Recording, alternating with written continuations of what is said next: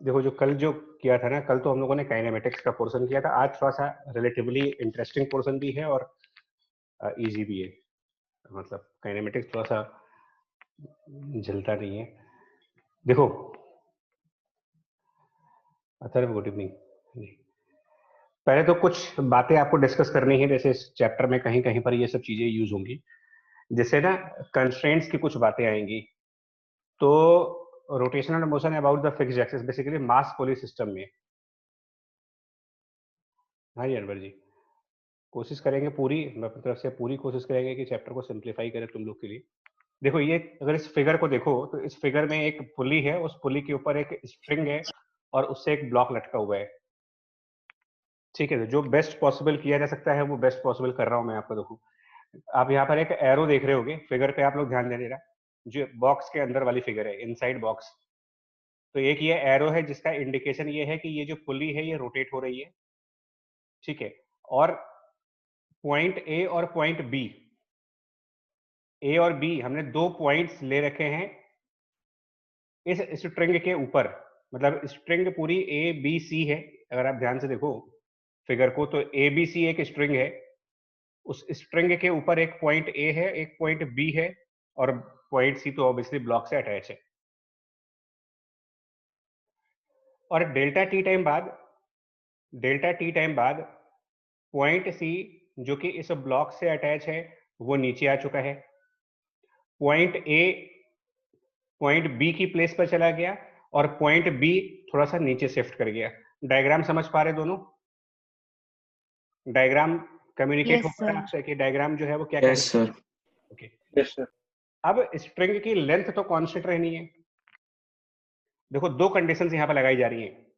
एक non slip condition, no slip condition, ये no होना चाहिए था, नॉन नहीं, no slip condition, that rope does not slip relative to the pulley, और दूसरा ideal string, that means length of string is constant. ये दो कंडीशंस लगाई गई है। कैसे फुलफिल होंगी यार ये? क्या मतलब है इस बात का? इस बात का क्या मतलब है that no, sir non slip के लिए पुली और स्ट्रिंग के बीच में फ्रिक्शन होना पड़ेगा अच्छा खासा। नहीं वो तो होना पड़ेगा, वो तो डायनेमिक्स का पार्ट हो गया। हम कह रहे हैं काइनेमेटिक्स से क्या कर सकते हैं।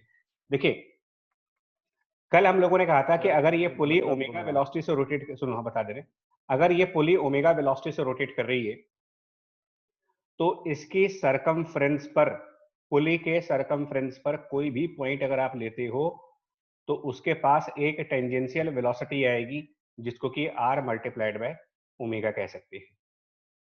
Velocity at any point on the circumference of pulley.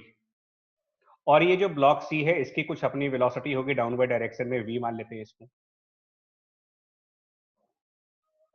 अब अगर ये ब्लॉक s डिस्टेंस नीचे गया है तो आप सीधा सा एक कंसेप्ट लगाओ, this distance s must be equal to velocity multiplied by time. Speed into time should be equal to the distance. और ऊपर ये जो s है इसको हम आर्क लेंथ वाला फॉर्मूला लगा सकते हैं। इस कैपिटल S के लिए आर्क लेंथ का फॉर्मूला यूज कर सकते हैं। Capital S is arc length, so it must be equal to r multiplied by that angle theta. और अगर आप ओमेगा की डेफिनेशन को याद करिए तो ओमेगा की डेफिनेशन थी displacement, angular displacement upon time. तो कितने एंगल से ये पुली रोटेट हुई है? फिगर को देख करके क्या लग रहा है, कितने एंगल से ये पुली रोटेट कर गई है? थीटा। थीटा। तो ओमेगा की value theta upon delta T कर देंगे। तो हम दोनों कैपिटल एस को इक्वेट कर सकते हैं ना, बिकॉज स्ट्रिंग की लेंथ अगर कांस्टेंट है तो जितना आर्क लेंथ पुली के ऊपर से फ्री होगा, जितनी लेंथ ऑफ आर्क पुली की सरकमफ्रेंस से रिलीज होगी, उतनी ही डिस्टेंस ब्लॉक को नीचे आना पड़ेगा, because length of string constant है। ये बात समझ पा रहे हैं कि पॉइंट नंबर सी जितना डाउनवर्ड मोशन करेगा, पॉइंट बी को भी उतना ही डाउनवर्ड आना पड़ेगा, बिकॉज बी से लेकर के सी तक का जो लेंथ है वो चेंज नहीं कर सकते आप, इंक्रीज नहीं कर सकते। बोलिए। ये सर बात वो क्लियर है? आर ओमेगा आपने किसको लिखा हुआ है? आर ओमेगा तो मैंने एक जनरल बात लिखी है, फिलहाल हटा दे रहे हैं इसको, चलो उसको हटा देते हैं, अभी इसको कंफ्यूजन उसको हटा देते हैं। अभी अभी जो लिखा है, जितनी चीजें अभी स्क्रीन पे दिख रही है वो सब क्लियर है, क्या क्या लिखा हुआ है? अभी एक एक पॉइंट क्लियर है इसमें? इसमें भी कोई डाउट है? बोलो। यस सर क्लियर है। ठीक है ना? तो अब ये बताओ, बी से लेकर के और पॉइंट सी तक आपके पास एक कांस्टेंट लेंथ है, तो क्या ये कहना सही नहीं है कि जितना पॉइंट बी डाउनवर्ड मोशन करेगा उतना ही पॉइंट सी को नीचे शिफ्ट करना पड़ेगा, क्योंकि इनके बीच का लेंथ कांस्टेंट है। Yes sir. यस और सर। पॉइंट बी कितना नीचे आया है? तो पॉइंट बी उस आर्क लेंथ के बराबर नीचे आया, यानी आर इंटू थीटा के बराबर नीचे आया। और पॉइंट सी कितना नीचे गया है? V into delta T R K, theta. मतलब वी डेल्टा टी और आर थीटा बराबर होने चाहिए। So V must be yes equal to R into theta divided by delta T, और थीटा बाई डेल्टा टी को आप ओमेगा भी कह सकते हो। यानी कुल मिलाकर के V must be equal to are omega. ये कंडीशन होती है पुली के केसेस में। मतलब कोई न्यूमेरिकल अगर तुम कर रहे हो और वहां पर पुली दी जा रही है और कहा जा रहा है कि वहां पर नो स्लिप कंडीशन है और आइडियल स्ट्रिंग है, तो इसका मतलब आप एक इक्वेशन लिखोगे वहां पर, वो इक्वेशन ये होगी v equal to R multiplied by omega. ये इन दो कंडीशंस के बेसिस पर है, no slip condition and ideal string के बेसिस पर। सर बोले आदेश करे। सर ये जो v है सर, ये एंगुलर वेलोसिटी है सर, रिप्रेजेंट नहीं, करता है ये सर। ये ब्लॉक सी की वेलोसिटी है, जिससे ये ब्लॉक सी मूव कर रहा है।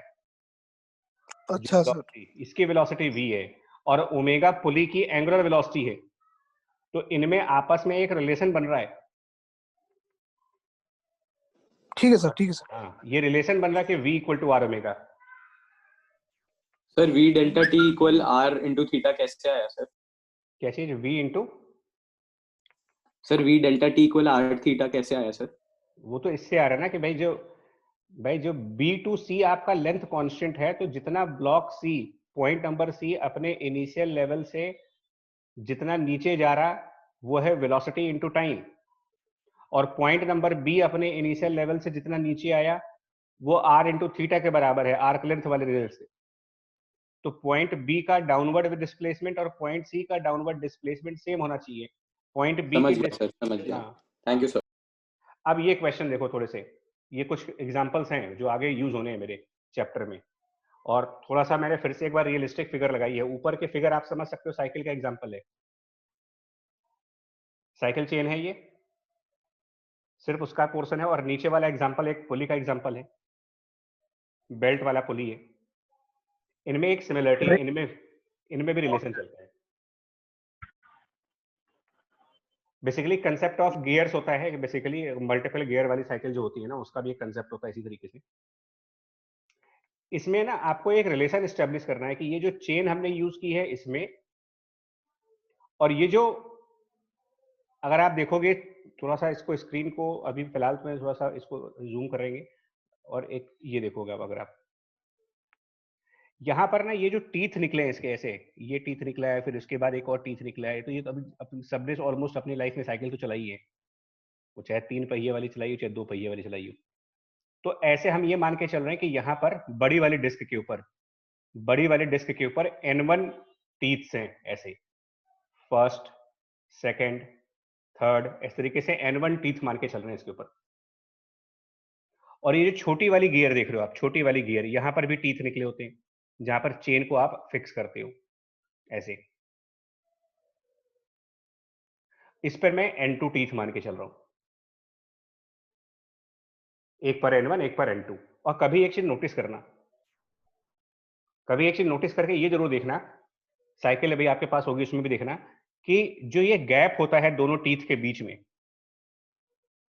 मतलब फर्स्ट टीथ और सेकंड टीथ के बीच का गैप इस बड़े वाले डिस्क के ऊपर, और फर्स्ट और सेकंड टीथ के बीच का गैप छोटे वाले डिस्क के ऊपर, यानी छोटी वाली गियर के ऊपर। आप पहले कभी नोटिस करके बताना कि ये सिमिलर गैप होते हैं या फिर ये डिफरेंट होते हैं। सिमिलर होते हैं Similar क्या? होते सर बिकॉज चेन में तो सेम डिस्टेंस पे ही है ना।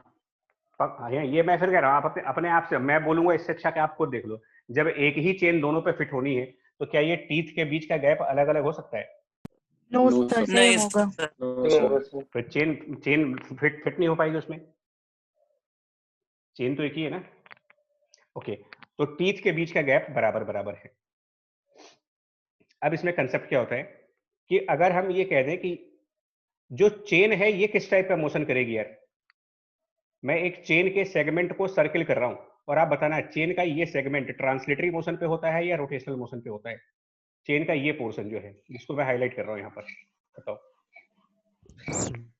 ट्रांसलेटरी। Translatory. ये ट्रांसलेट करेगा, Translatory. इसकी वेलोसिटी v लिखोगे, इसकी वेलोसिटी v। और जो ये डिस्क है ये तो रोटेट करती है ना, दोनों डिस्क रोटेट करती हैं आपस में। Yes, sir. तो एक को ओमेगा 1 वेलोसिटी से कह देते हैं और एक को ओमेगा 2 वेलोसिटी से कह दूं। और यहां पर भी यही कंडीशन लगाई जाती है जो अभी पीछे हमने लगाई है। जो कंसेप्ट आपका पुली और स्ट्रिंग को लेकर के बनता है वही कंसेप्ट गियर्स और चेन को लेकर के बनता है। सिमिलर कंसेप्ट कि अगर हमारी बड़ी वाली गियर R1 रेडियस की मान लेते हैं कि ये हमारा रेडियस R1 है और छोटे वाले का रेडियस आप R2 मान लो कि ये R2 रेडियस की गियर है, तो यहां पर भी एक रिलेशन बनाओगे नो स्लिप कंडीशन के हिसाब से कि जो चेन की ट्रांसलेटरी वेलोसिटी है वो बड़े वाले डिस्क के हिसाब से R1 मल्टीप्लाइड बाय ओमेगा 1 होना चाहिए और छोटे वाले डिस्क के हिसाब से यही चीज R2 मल्टीप्लाइड बाय ओमेगा 2 के बराबर होना चाहिए।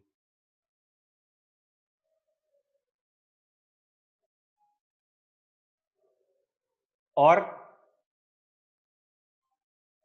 एक और बात समझो,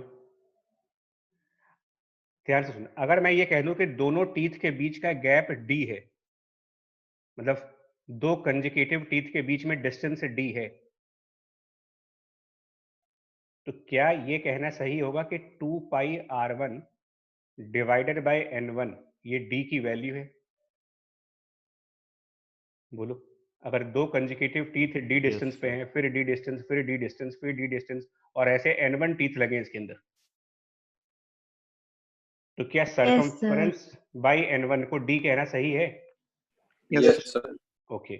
और यही d छोटे वाले डिस्क के हिसाब से जाओगे तो 2 पाई r2 डिवाइडेड बाय n2 होगा,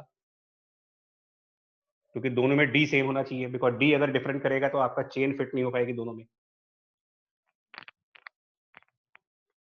तो यहां से रिजल्ट क्या बन रहा है मेरे को, यहां देखो रिजल्ट क्या बन रहा है, omega 2 equal to omega 1 into r1 divided by r2, और you can also write it omega 2 equal to omega 1 और r1 बाई r2, यहां से r1 by r2 can also be written as n1 divided by n2, मतलब number of teeth पे depend कर रहा सब कुछ। यानी कि जो पेडल डिस्क है जहां पर आप पेडल मारते हो, ये पेडल डिस्क कहते थे इसको, और जो पीछे छोटी वाली डिस्क है ये व्हील से अटैच होती है, छोटी वाली डिस्क आपकी व्हील से अटैच होती है।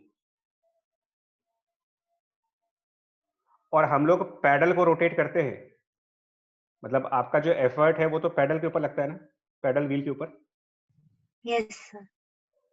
यानी कि जो ओमेगा 1 है ये आपका एफर्ट है, ये आपका ह्यूमन एफर्ट है। क्या ओमेगा 2 ओमेगा 1 से ज्यादा नहीं होगा? n1 और n2 में से कौन सी वैल्यू बड़ी है?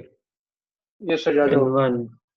इसका मतलब अगर आप पैडल को धीरे धीरे रोटेट करोगे तो जो पीछे वाला पहिया है वो बहुत तेज रोटेट करता है, मतलब वहां पर एक गेन ऑफ एंगुलर वेलोसिटी है, और यही गियर्स का कंसेप्ट होता है, यस सर। एंगुलर वेलोसिटी को बढ़ाना। सबसे छोटे गियर पे तभी स्पीड ज्यादा है। हाँ, तभी जितना छोटा क्या करते हैं। हाँ, छोटे गियर्स में हमेशा स्पीड बढ़ेगी आपको। सर एक पिछले वाले एग्जांपल में डाउट था। अब पिछले मैं नहीं जा पाऊंगा यार, मैं देखो फिर मैं इसलिए बच्चा बार बार पूछता हूँ कि सर वहीं अभी पर शुरुआत में बोला आप था वहीं सर। रोक जो, अच्छा बता रहे हैं वहीं रोक दो आप, क्योंकि ये कंसेप्ट देख लो आप, चेन वाला कंसेप्ट। चलिए बता रहे, एक मिनट रुको।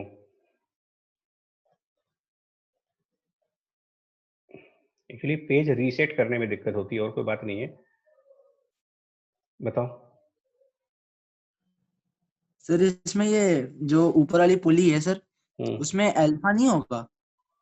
एंगुलर एक्सेलरेशन यार होगा कि नहीं होगा वो तो ये अगर सर हो, जब नीचे जाएगा ब्लॉक तब। मान लेते नहीं है, ये तो किसी मोमेंट का है, मान लिया नहीं है, कांस्टेंट से चल रहे हैं।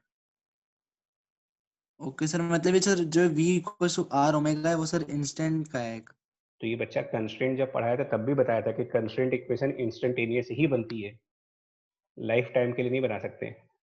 रिलेशन कैसे लाइफ टाइम के लिए बना सकते हो यार, इंस्टेंटेनियस रिलेशन ही बन सकते हैं।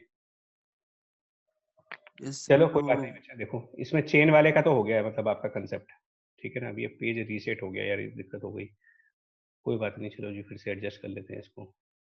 और दूसरा फिगर ये वाला देखो, ये भी वैसा ही कंसेप्ट है यार। ये सब जो बेल्ट वाले कंसेप्ट होते हैं ना, बेल्ट वाले, इनको भी ऐसे ही डील करना होता है आपको। मोटर वोटर का कंसेप्ट होता है यहाँ पर, ये बेसिकली वहां यूज होते हैं, कभी आप देखोगे तो जनरेटर वगैरह में, जो कभी वो जो देसी जनरेटर नहीं आते जो बिना कैनोपी वाले होते हैं, जो हरे रंग के होते हैं, जो साथ उसमें बारात यस में, सर। तो छोटे छोटे होते हैं। हाँ वो जो नहीं दूल्हे के आगे डांस करते हैं सब उछल उछल के, नागिन डांस, उनके आसपास होता है ये। तो इसमें भी वैसा ही कंसेप्ट है, ये दो डिस्क आपस में रोटेट करती हैं, यहाँ बेल्ट से कनेक्ट होते हैं। तो बेल्ट भी वैसे ही है पुली की तरीके से। अब इसमें बड़ी वाली डिस्क अगर मान लो ओमेगा 1 से रोटेट कर रही हो, छोटी वाली डिस्क ओमेगा 2 से रोटेट करे, रेडियस इसकी R2 है और इसकी रेडियस R1 है। तो ये जो बेल्ट की लीनियर वेलोसिटी होगी, क्योंकि बेल्ट तो ट्रांसलेट करेगा यहाँ पर, तो आप यहां पर भी यही रिलेशन लगाओगे, v equals to R1 omega 1 equal to R2 omega 2। वो जो पुली वाला कंसेप्ट है वो हर जगह फिट हो जाता है।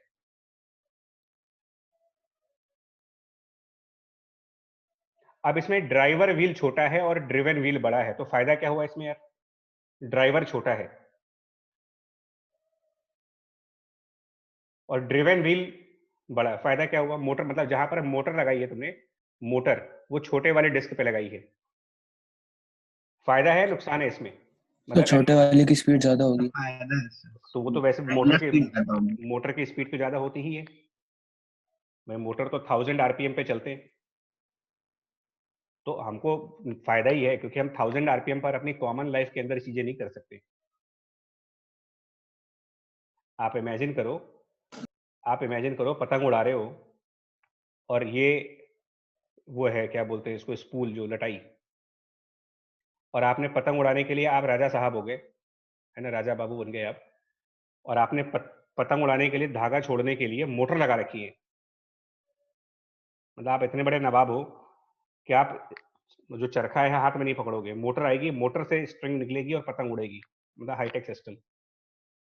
तो क्या चाहते हो, धागा भी 1000 आरपीएम की स्पीड पर निकले? नहीं सर। हाँ भैया, पतंग कहाँ चली जाएगी सोचो। सर हाथ से छूट जाएगी, तो ये दो तरीके के सब कंसेप्ट, कटने का भी डर है। हाँ, बाइसिकल गियर और बेल्ट वाला। और दिखाते हैं आपको, ऐसे कुछ और एग्जांपल्स हैं मेरे पास। एक ये देखो, ये डबल पुली सिस्टम है।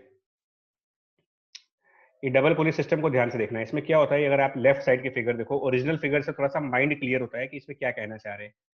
अगर आप ध्यान से देखोगे तो ये बहुत पुरानी पिक्चर्स में से है।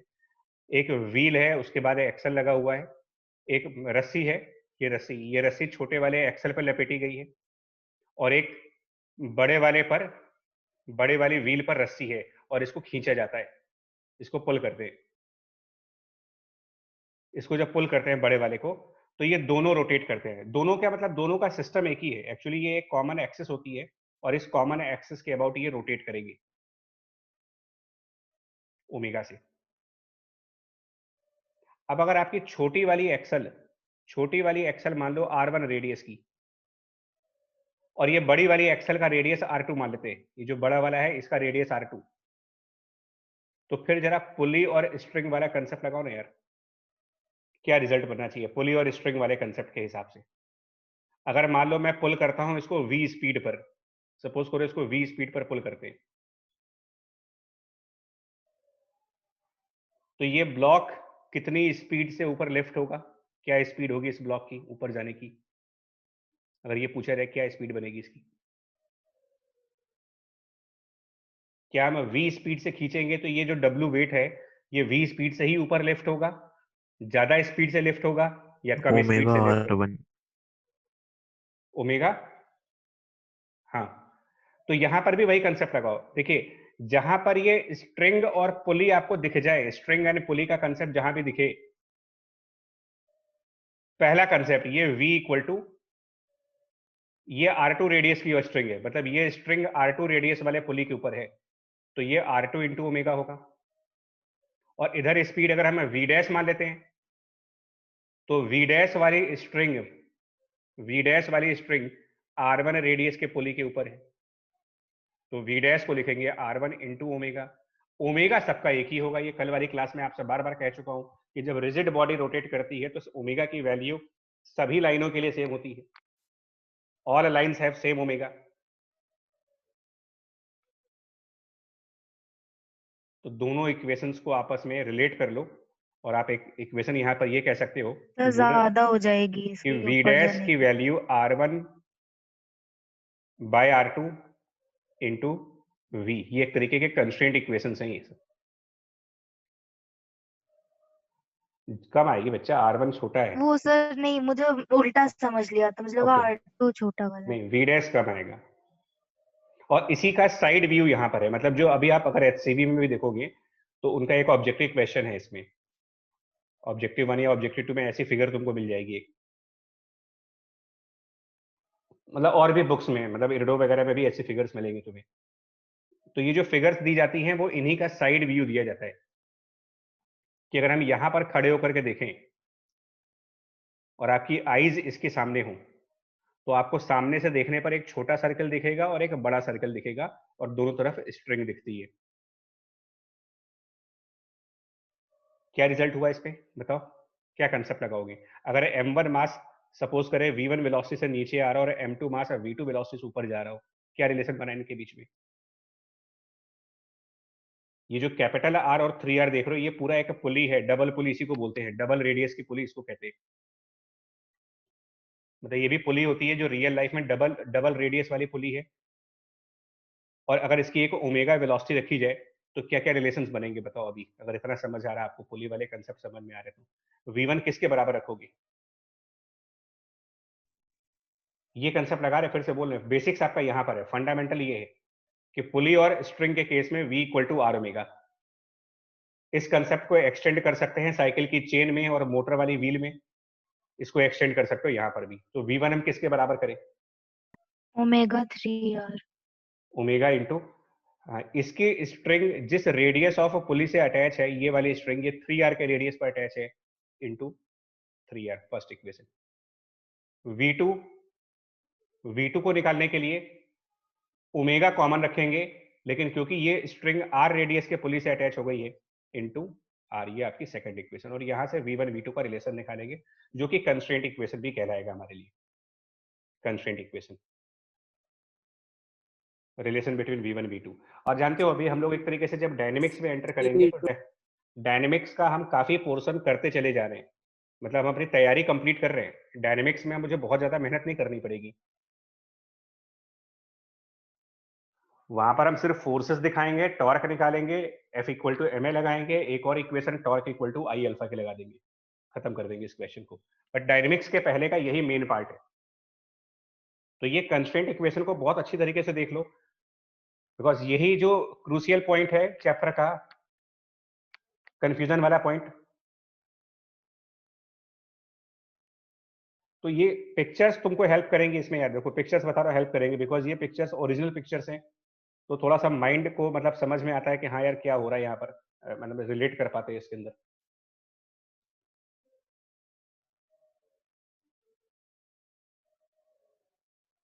चलिए नेक्स्ट टॉपिक है काइनेटिक एनर्जी का रोटेटिंग बॉडीज की। देखो तो कोई ऑब्जेक्ट अगर मान ले ओमेगा वेलोसिटी से रोटेट हुआ है, ठीक है, कोई भी, मतलब अभी हमने ऑब्जेक्ट तो सर्कुलर दिखा रखा है, बट ये ऑब्जेक्ट रेगुलर इरेगुलर कैसा भी ऑब्जेक्ट हो सकता है।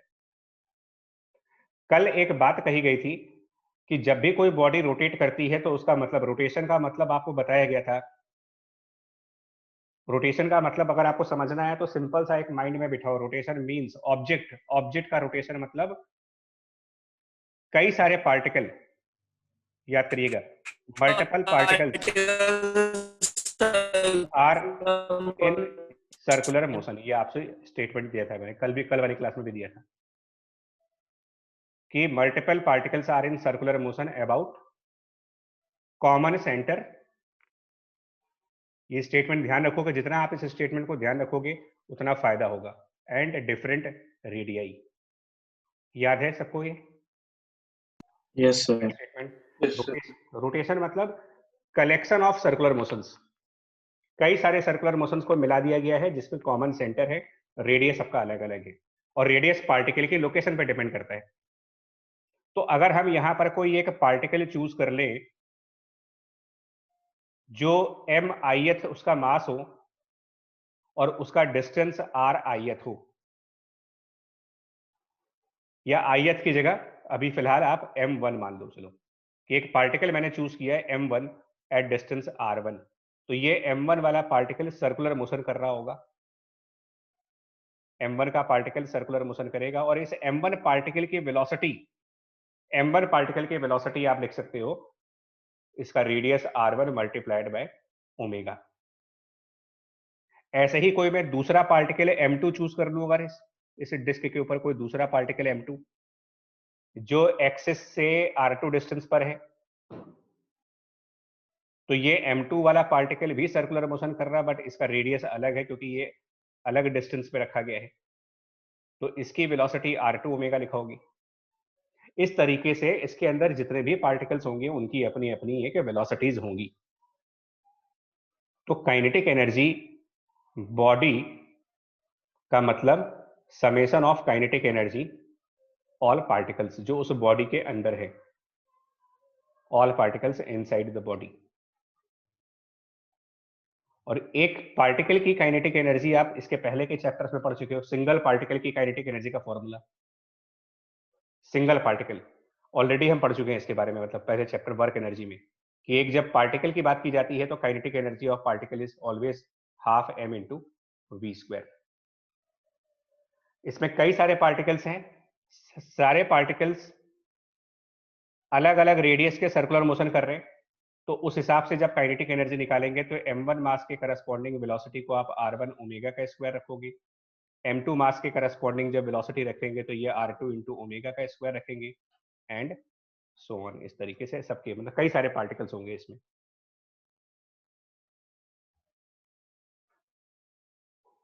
इसमें हाफ कॉमन हो जाएगा, सर इसमें बॉडी यूनिफॉर्म मास की नहीं है? कोई मतलब नहीं उससे में, अभी इस डेरिवेशन में यूनिफॉर्मिटी की कोई बात ही नहीं कर रहे हम तो ये कह रहे हैं कि एक जो बॉडी है ये कई सारे पार्टिकल्स स्कैटर्ड है, कई सारे पार्टिकल से मिल करके ये बॉडी बनी होगी, और एक एक पार्टिकल के काइनेटिक एनर्जी को निकालने के लिए हाफ m v स्क्वायर का यूज करेंगे, जिसमें किसी भी स्पेसिफिक पार्टिकल की जो वेलोसिटी होगी वो r इंटू ओमेगा से कैलकुलेट की जाएगी, जिसमें r उस स्पेसिफिक पार्टिकल का एक्सिस से डिस्टेंस यानी कि रेडियस ऑफ सर्कुलर मोशन। इतनी सी बात कह रहे हैं आपसे। Okay sir. ठीक, ये टर्म आया आपका kinetic energy of the body का। और यहाँ पर एक नई चीज इंट्रोड्यूस कर दी जाती है फिजिक्स में, एक नई क्वांटिटी इंट्रोड्यूस कर दी जाती है। ये जो ब्रैकेट के अंदर का टर्म है m1 r1 square plus m2 r2 square plus and so on, ये जो चीज आप देख रहे हो दैट मीन्स हाफ, और इनसाइड ब्रैकेट हमारे पास एक टर्म आ जाता है जिसको हम कह देते हैं summation of m ith into r ith का स्क्वायर, जिसमें i की वैल्यू 1 से जितने भी पार्टिकल्स होंगे उन तक एक्सटेंड करेंगे। और इस समेशन को एक नया टर्म नाम दिया गया, इस समेशन को एक नई फिजिकल क्वांटिटी का नाम दिया जाता है, summation of m ith into r ith square, इसको नाम दे दिया जाता है, कैपिटल आई से डिनोट करते हैं और बोलते हैं इसको moment of inertia of this object. ये इसका नाम जो है नया टर्म इंट्रोड्यूस कर दे रहे हैं यहाँ पर, summation of m ith into r ith square becomes moment of inertia. और यहां से कह दिया जाता है कि काइनेटिक एनर्जी की वैल्यू, बॉडी की काइनेटिक एनर्जी की value in form of the moment of inertia half I omega square, in terms of moment of inertia half capital I omega square, ये रिजल्ट बन जाता है हमारे लिए काइनेटिक एनर्जी का, जिसमें कैपिटल आई जिसको क्योंकि मोमेंट ऑफ इनर्शिया का नाम दिया जा रहा है, यहां पर मोमेंट का मतलब टाइम से नहीं है, मोमेंट मतलब टाइम से कंफ्यूज मत कर देना, बिकॉज टाइम के लिए भी मोमेंट लगाते हो आप। ये मोमेंट मतलब एक दूसरे कंटेस्ट में बात की जा रही है, मोमेंट एक इस अलग का नाम दिया गया इनर्शिया, मतलब मोमेंट। सिर्फ इसको आप फिलहाल अभी एक इंग्लिश का वर्ड मान ले कि मोमेंट ऑफ इनर्शिया एक वर्ड है, पूरा कंप्लीट वर्ड है, जो मैथमेटिकली सम है, टोटल वैल्यू है किसकी, product of mass and the square of distance, sigma m r square. सीधा सा ऐसे मानिए इसको। हाँ जी, हाँ जी सुमन सर।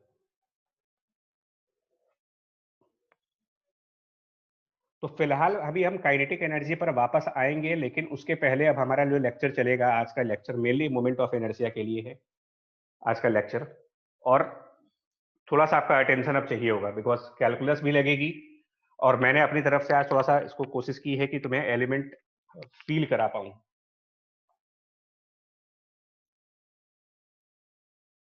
दिखाते हैं आपको। फिलहाल moment of inertia is sum of m i into r i square, ये स्टेटमेंट ध्यान देना। आप में से कुछ Excuse लोगों me, ने, sir. बस एक सेकंड में कंप्लीट कर, तुम में से शायद कुछ लोगों ने हमारी वो वाली क्लासेस की थी जिसमें स्कूल सपोर्ट वाली क्लासेस कराई गई थी, तो यस सर। मैंने वहां पर भी मोमेंट ऑफ इनर्शिया को टच किया था और कुछ क्वेश्चंस किए थे वहां पर। यस सर, थ्योरम्स भी थे उसके पर याद है तो। हाँ, तो मैं फिलहाल तो एक छोटा एग्जांपल करके दिखा देता हूँ, बट बहुत ज्यादा नहीं करेंगे इसको। बच्चा अभी आपका डाउट ले रहे हैं, डाउट अभी ले रहे हैं, एक मिनट।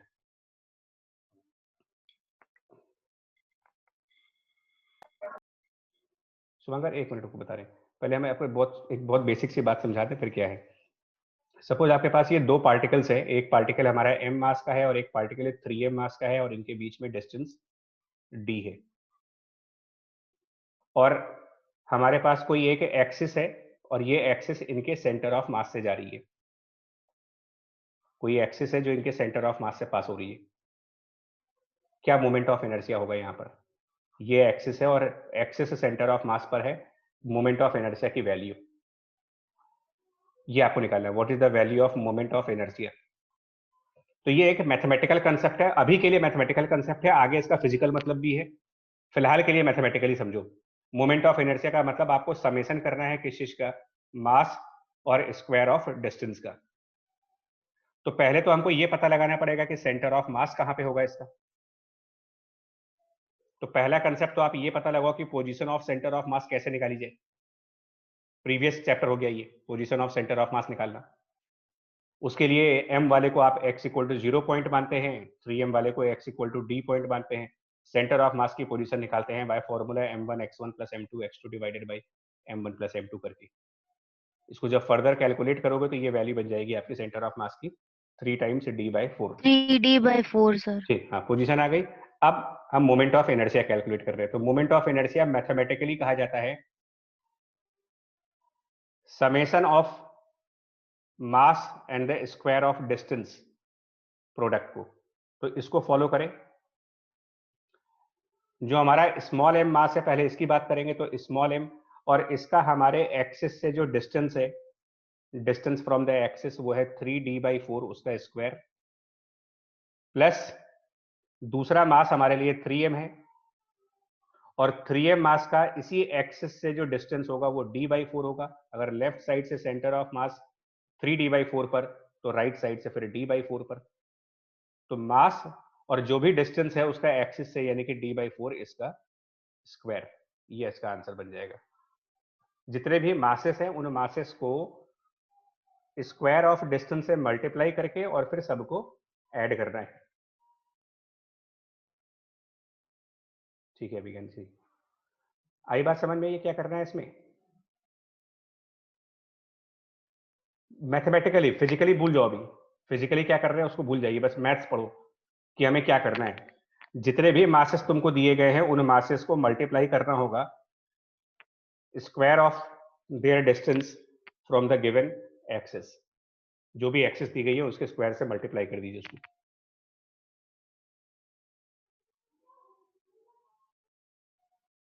बोलो जी, बताओ जल्दी। यस ठीक है। और यहीं पर अभी हम इसके ऊपर बाद में फिर आ जाएंगे, पार्टिकल्स के ऊपर फिर बाद में आ जाएंगे। और अगर आप कहीं पर एक्सटेंडेड बॉडीज को डील कर रहे हो, एक्सटेंडेड बॉडीज मतलब कि continuous bodies, rod, disc, sphere, cylinder, cone, तो हमारा ये जो समेशन वाला टर्म है ये हट जाएगा। समेशन की जगह आप आ जाएगा इंटीग्रेशन, इंटीग्रेशन। MIH बन जाएगा DM, और DM अभी पिछले चैप्टर में सेंटर ऑफ मास के टाइम पर बताया था मैंने कैसे लिखा जाता है, और इनटू R स्क्वायर। बेसिकली मुझे और प्रॉपर वर्ड में क्या करना चाहिए, इसको और मैं प्रॉपर वर्ड में लिखूं तो इसको मैं ऐसे भी लिख सकता हूं, it is equal to D of I, where DI is equal to moment of inertia of a small part of the object. इसको मैं ऐसे कह रहा हूं कि एक छोटा सा टुकड़ा लेंगे, छोटे से टुकड़े का मोमेंट ऑफ इनर्शिया निकालेंगे और उसको फिर इंटीग्रेट करेंगे। तो अब अगले लेक्चर्स में इसका ध्यान देना क्या करने जा रहा हूं मैं, नेक्स्ट पे ध्यान दीजिए। जैसे जो काम सेंटर ऑफ मास में किया है वही काम यहां भी करेंगे। सबसे पहले रॉड का पहला डेरिवेशन है एक रॉड का, तो थिन रॉड का मोमेंट ऑफ इनर्शिया निकालने के लिए क्या करेंगे, सबसे पहले इसमें एक छोटा सा टुकड़ा कंसीडर करोगे आप, छोटा सा एलिमेंट, ऑलमोस्ट वैसा ही है जैसे सेंटर ऑफ मास में किया गया था। ये एलिमेंट हम ये मान लेंगे कि जो ये एक्सिस दी गई है ग्रीन कलर से दिखाई गई है, ग्रीन कलर से आपको एक्सिस दिखाई गई है, इसका एंगल भी दिया हुआ है थीटा, मतलब मैंने थोड़ा सा टिल्टेड एक्सिस लिया हुआ है। तो जो मैंने एक स्मॉल टुकड़ा लिया इसका DM जिसको कह सकते हो, ये मैंने मान लिया इस ग्रीन वाले से x डिस्टेंस पे है, ग्रीन वाली लाइन से ये डिस्टेंस इसका x है और आगे ये फर्दर dx विड्थ है।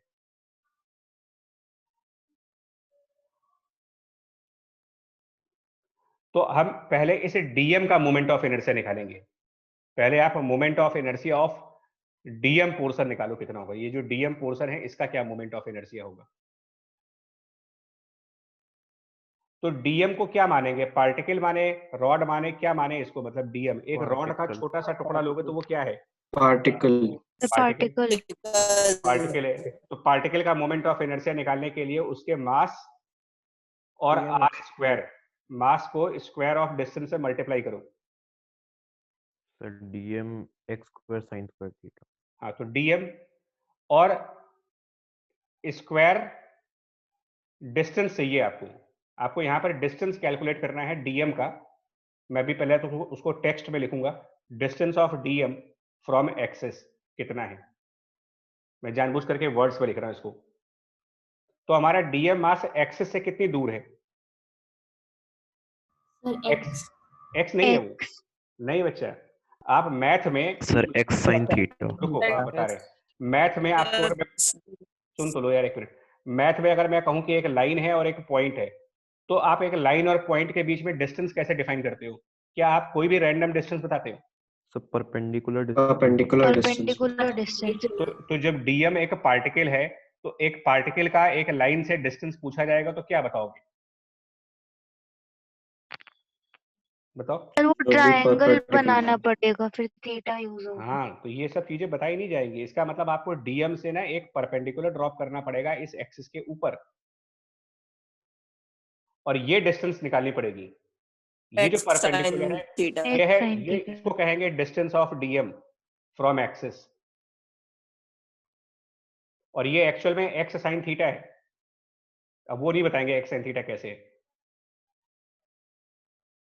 इतनी मैथ आपको भी पता होनी चाहिए अब धीरे धीरे। x sin थीटा का स्क्वायर, और DM कितना होगा, तो DM हम लोगों ने पिछले में भी यूनिटरी मेथड से निकाला था, total mass by total length into dx, यहाँ पर x sin थीटा स्क्वायर, ये आपका DI आ गया। अब अगला स्टेप, इसको इंटीग्रेट कर दीजिए, टोटल मोमेंट ऑफ इनर्शिया निकालना है, I निकालने के लिए इंटीग्रेशन ऑफ DI, और इसमें x के लिमिट, तो हमने ओरिजिन इसके सेंटर से लिया है, हमारा -L/2 से L/2 -L/2 से L/2 तक। राइट, -L/2 से +L/2। पिछले ही लेक्चर में मैंने वार्निंग दे दी थी कि ये सब काम बड़ा अच्छे से समझ लो। एक बार एलिमेंट लेना, लिमिट्स लेना, इंटीग्रेशन का फंक्शन बनाना, और ये पूरा ml²/12 sin²θ। हाँ, फाइनल आंसर आएगा ml²/12 इंटू sin²θ। मैंने जानबूझ करके किसी एंगल पर लेकर के डेरिवेशन करी है, बिकॉज जब आप किसी जनरल एंगल का डेरिवेशन कर सकते हो जनरलाइज हो जा रहा है। तो आप स्पेसिफिक भी कर लोगे। मतलब अगर मैं इसको स्पेसिफिक डेरिवेशन करना चाहूँ, स्पेसिफिक केस लेना चाहूँ, तो स्पेसिफिक केस में आपके क्वेश्चंस में ये पूछा जाएगा। क्वेश्चन में क्या पूछा जाता है बता रहा हूँ। क्वेश्चन में ये पूछते हैं कि रॉड के परपेंडिकुलर एक्सिस जा रही है, बताओ क्या आंसर आएगा। मतलब वो आपको एक्सिस जो देते हैं वो रॉड के परपेंडिकुलर देते हैं।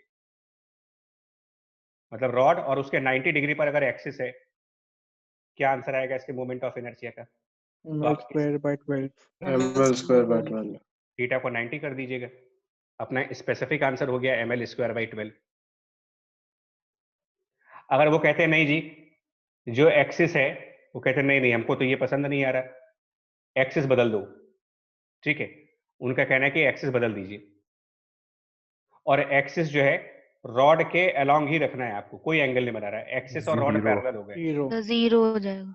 0 हाँ जी, मतलब रॉड ही एक्सिस है, एक्सिस रोटेट नहीं मतलब कोई करती। एंगल नहीं बना, तो थीटा 0 डिग्री, आप कह देंगे मोमेंट ऑफ इनर्शिया यहाँ 0 हो जाएगा। मैंने इसलिए ये थीटा वाला फॉर्मूला डिराइव किया था कि आप किसी भी एंगल का न्यूमेरिकल आए तो अपने आप ट्राई कर सकते हो, थीटा को चेंज कर दो। सर तो फिर मोमेंट ऑफ इनर्शिया बताता क्या है बेसिकली? मैं कहा ना, अभी मैंने होल्ड किया हुआ है कि फिजिकली क्या बताता है ये तो मैंने अभी डिस्कस ही नहीं किया। मैं तो सिर्फ इसको मैथमेटिकल लेवल पर डिस्कस कर रहा हूँ कि मैथमेटिकली क्या है ये देख लेते हैं, फिजिकली क्या है ये बहुत इंपॉर्टेंट पॉइंट है आपका, और ये समझना भी पड़ेगा आगे मोमेंट ऑफ इनर्शिया का फिजिकल मतलब क्या है। अगर इस चैप्टर में ग्रिप चाहते हो और फील लेना चाहते हो कि मतलब अच्छे से सब समझ में आए, तो थोड़ा सा वेट करिए, मैथमेटिकल पोर्शन ओवर कर लेने दो, फिर बताते हैं इसमें क्या करना है। अभी सिर्फ इसको मैथ के एंगल से देखना है आपको। रॉड वाला समझ में आया, थिन रॉड का मतलब डेरिवेशन समझ में आएगी कि ये ml²/12 sin²θ कहाँ से बन रहा है ये। Yes sir. ओके जी, चलो अब अगला डेरिवेशन देखो। अब जो फिगर्स मैं सामने लाऊंगा ना उनको थोड़ा सा कनेक्ट करने की कोशिश करना आप। Lamina, a thin rectangular lamina, बगल में एक और फिगर है, मैंने जानबूझ करके ये फिगर्स बनाई हुई है। जो साइड में फिगर है, क्या ऐसी कोई चीज आपके घर में आसपास कभी देखी नहीं है आप लोगों ने? क्या लगा इसके अंदर, क्या लगा इसके अंदर? ये सब रॉड लाइक पार्टिकल्स लगे, पतली रॉड्स, पतले पतले रॉड बना, पतले पतले रॉड लगा करके क्या रेक्टेंगल तैयार नहीं हो गया? यस तो क्या ये कह सकते हैं कि रेक्टेंगल इज कॉम्बिनेशन ऑफ, अब इस फिगर से समझना, rectangle is combination of thin rods, क्योंकि अगर ऐसा ना होता तो राइट वाली फिगर एग्जिस्ट नहीं कर रही होती। पतली पतली रॉड जोड़ करके हमारे घरों में कारपेंटर और ये जो मिस्त्री लोग आते हैं, ये इस तरीके से रेक्टेंगुलर टेबल बना देते हैं पूरी, उसमें पतली पतली रॉड जोड़ देते हैं। तो इसका मतलब ये क्लियर एविडेंस है कि a rectangle can be divided into, you can divide the rectangle into multiple thin strips, thin rods, और यही काम मैंने इस फिगर में कर रखा है। मैं यहाँ पर एक ब्लैक कलर का रॉड कंसिडर कर लिया इसके अंदर, सेंटर से। लैमिना में बीच बीच में स्पेसेस होते हैं? नहीं, ये तो अब वो एक्चुअली कंटिन्यूअस फिगर हमारे पास है नहीं, ये तो फिगर मैंने गैप करके लगाई है ताकि तुम्हें समझ आए। गैप नहीं होता बीच में, यहाँ पर ये गैप तो आपको दिखाया जा रहा ताकि आप फिगर को माइंड में बिठा पाओ, कोई गैप नहीं है, मतलब पूरा सरफेस होता है। हाँ, मतलब इसमें बीच बीच में और ऐसे बीच में और रॉड्स होंगी, ऐसे गैप बिल्कुल नहीं होगा। वो एक्चुअली पिक्चर को माइंड में बिठाने के लिए हमने ये एफर्ट किया था कि आप ये समझ पाओ कि हाँ, लैमिना को हम कई सारे रॉड का कॉम्बिनेशन मान सकते हैं। तो इस बात से अगर आप कन्विंस हो तो आगे बढ़ें। Yes, sir. Yes. नहीं सर, ये लैमिना टर्म क्या होती है? ऐसे रेक्टेंगुलर टेबल बोल देते, काम खत्म। लैमिना क्या आप होती किसी है? डॉक्यूमेंट का लैमिनेशन कराते हो यस सर। तो उससे पूछा नहीं कि भैया इसको लैमिनेशन क्यों बोलते हैं? नहीं सर, कभी नहीं पूछा। अभी तो गलती भैया आपकी है कि लैमिनेशन वर्ड क्यों लगाया वहां पर। तो ये भी तो कह सकते थे कि यार मेरे डॉक्यूमेंट को कपड़ा पहना दो। ये भी तो बोल सकते थे कि नंगा डॉक्यूमेंट है, इसके कपड़े पहनाओ इसको। जी सर। तो फिर लैमिना होता है एक्चुअली, लैमिना मतलब अब covering, thin sheet of paper, पतला सा पेपर जिसको बोलते हो, चादर टाइप की चीज, थिन थिन पेपर, बस ये मान लो thin surface. Okay sir. Anyway फिलहाल देखो इसमें क्या करना है यार, अब कहानी आगे बढ़ाएं तो हरियर सेंटर से एक्स डिस्टेंस पे, सेंटर से एक्स डिस्टेंस पे हमने एक इसकी स्ट्रिप चूज करी है जो dx विड्थ की है। मैं फिगर को विजुअलाइज कराने के लिए आपको राइट वाले एक फिगर में चल रहा हूं, सेंटर से एक्स डिस्टेंस पे जा करके और एक स्ट्रिप चूज कर ली जिस स्ट्रिप की विड्थ dx के इक्वल है। थोड़ा सा आप ट्राई करो यार, थोड़ा एफर्ट तुम लोग भी लगाओ समझने का। कितना मास होगा इसके अंदर? ये जो dx पोर्शन आप देख रहे हो ये एक रॉड हो गया।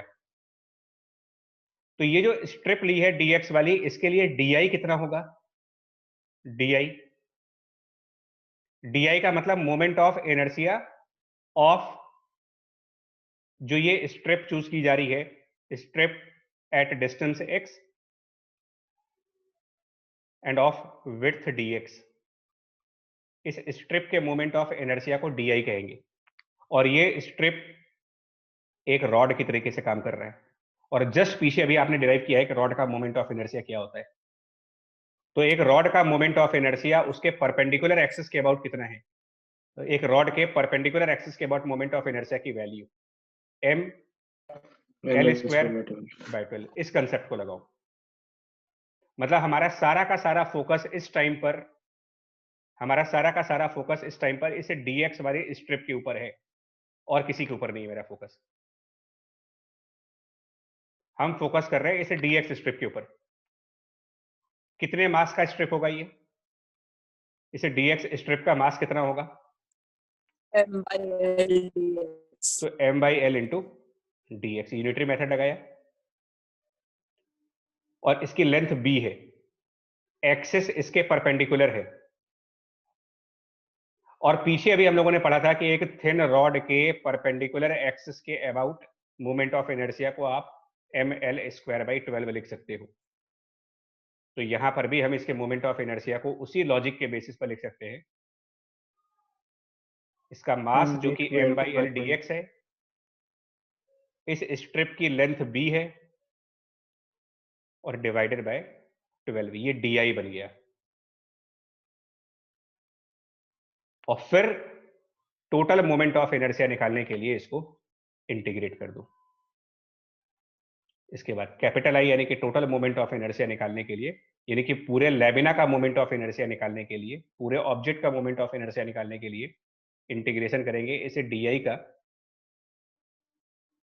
यानी कि इंटीग्रेशन ऑफ m/l 12l ऊपर b स्क्वायर और यहां पर dx। क्या लिमिट रखेंगे x की?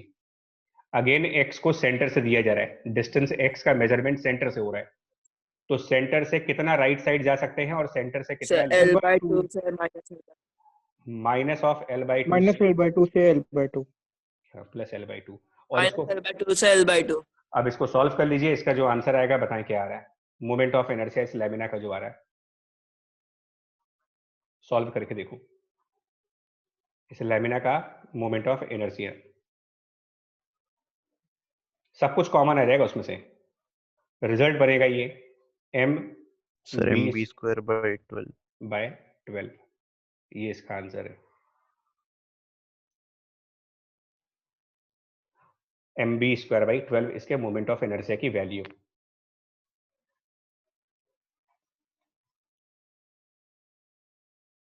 और अगर यही एक्सिस b की जगह l के परपेंडिकुलर रही होती जैसे अभी फिर ml² हो जाता। हाँ, अभी जैसे बी के परपेंडिकुलर है, अगर इसकी लेंथ वाली डायमेंशन के परपेंडिकुलर एक्सिस ली होती, ऐसे परपेंडिकुलर लिया होता, तो जहां पर एम बी स्क्वायर बाई 12 है उसकी जगह पर क्या आंसर बन ml जाएगा? स्क्वायर हो जाता। ml square by 12। सिमिलरिटी लगा दोगे भाई, अगर b के परपेंडिकुलर है तो m b square by 12 answer आ रहा है, तो l के परपेंडिकुलर होंगे तो ml स्क्वायर बाई 12 आंसर आ जाएगा।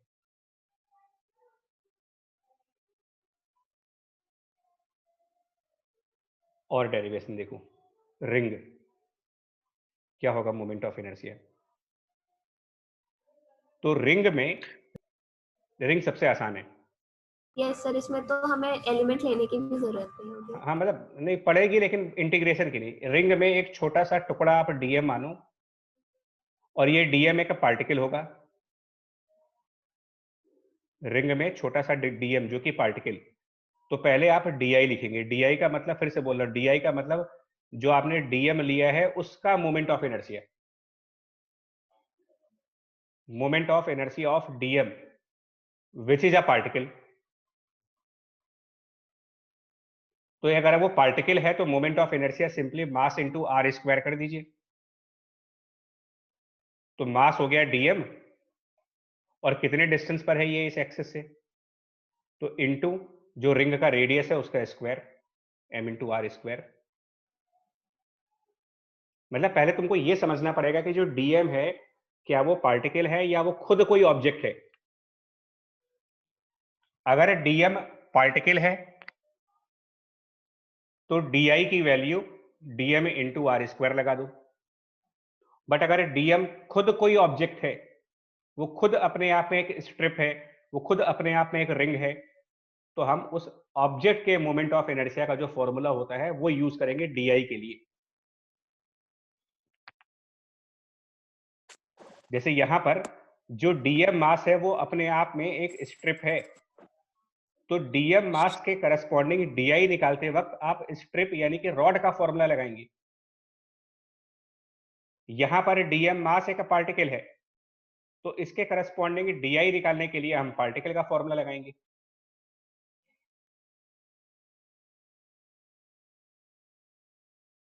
ये बात आई समझ में कि डीआई कैसे देखा जाएगा। पहले आप एक ऑब्जेक्ट का एक एलिमेंट चूज करोगे, अब वो एलिमेंट क्या है ये बताएगा आपसे कि डीआई का कौन सा फॉर्मूला लगाना है तुम्हें। और उसके बाद टोटल मोमेंट ऑफ इनर्शिया निकालने के लिए इसको इंटीग्रेट करना होता है अगले स्टेप पर। यहाँ बहुत सिंपल इंटीग्रेशन है, ये कुछ करना ही नहीं है एक्चुअल में। डीएम इंटू आर स्क्वायर का इंटीग्रेशन, इसमें आर स्क्वायर कॉन्स्टेंट बाहर आ जाएगा, और डीएम इंटीग्रेट होकर के, इसमें कोई लिमिट नहीं रखेंगे क्योंकि इंटीग्रेशन ऑफ डीएम का फिजिकल मतलब क्या हुआ, इंटीग्रेशन ऑफ डीएम का फिजिकल टोटल मतलब मास।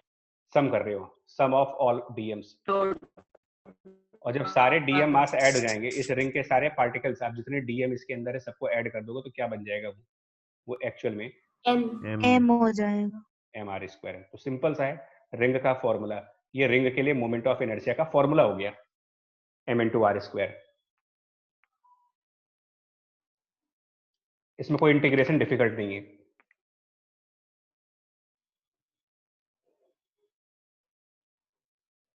ये देखो आप सिलेंडर का, वेरी थिन सिलेंडर, बगल वाले फिगर आप लोग समझ सकते हो क्या होगा।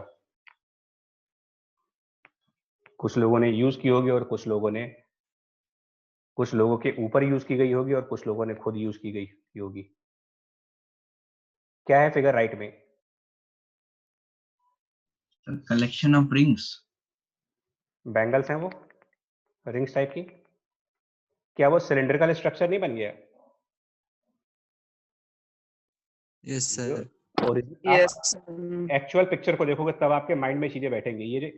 ये कई सारी बैंगल्स, चूड़ियां रखी गई हैं और सबके घरों में होती हैं। मतलब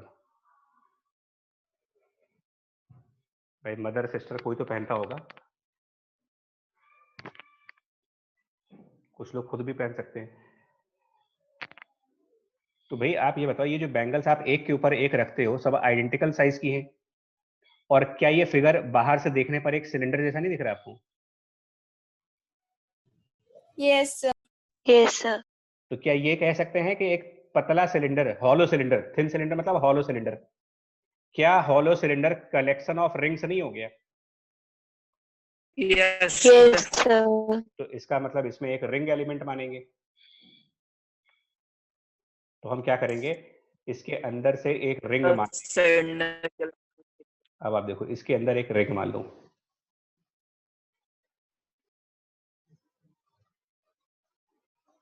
इसके अंदर एक रिंग ऐसे, मतलब जैसे ये बैंगल्स बनी है तो इसमें से कोई एक बैंगल हमने चूज कर ली, जो एक बैंगल चूज किया वो डीएम हो गया हमारे लिए।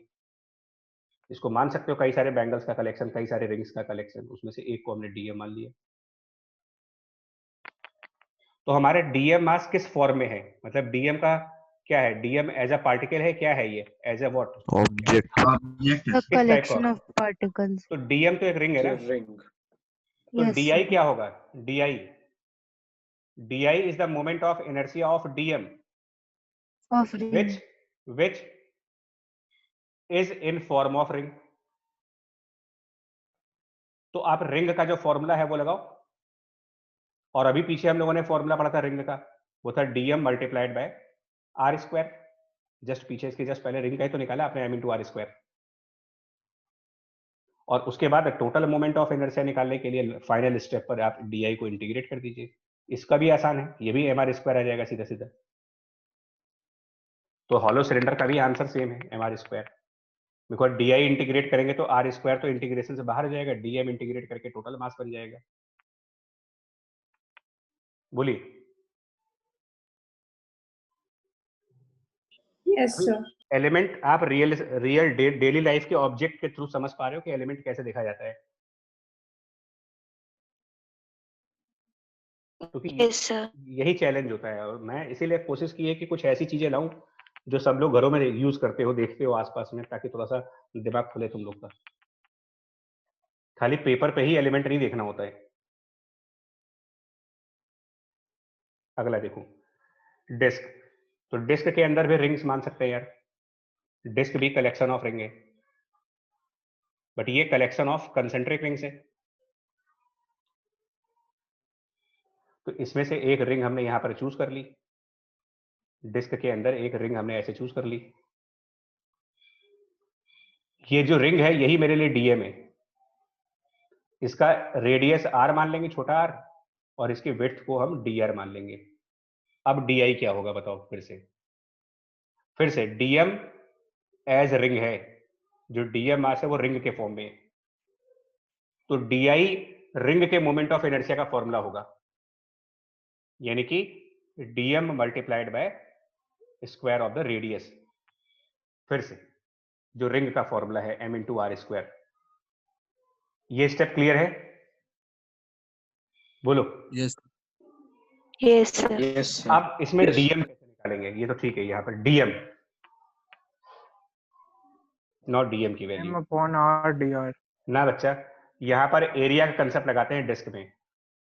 पहले तो आप ये बताओ, जो जिसको हम डीएम कह रहे हैं वो कितना एरिया है, जिस मास को आप डीएम कह रहे हो वो है कितना area, 2 pi r d 2 r. Pi r into d r. और टोटल डिस्क कितने एरिया की है, मतलब ये जो डीएम है, area of dm portion, pi r square. Right, M- area of dm portion is 2 pi r d r, और total area आपका पाई कैपिटल आर स्क्वायर है।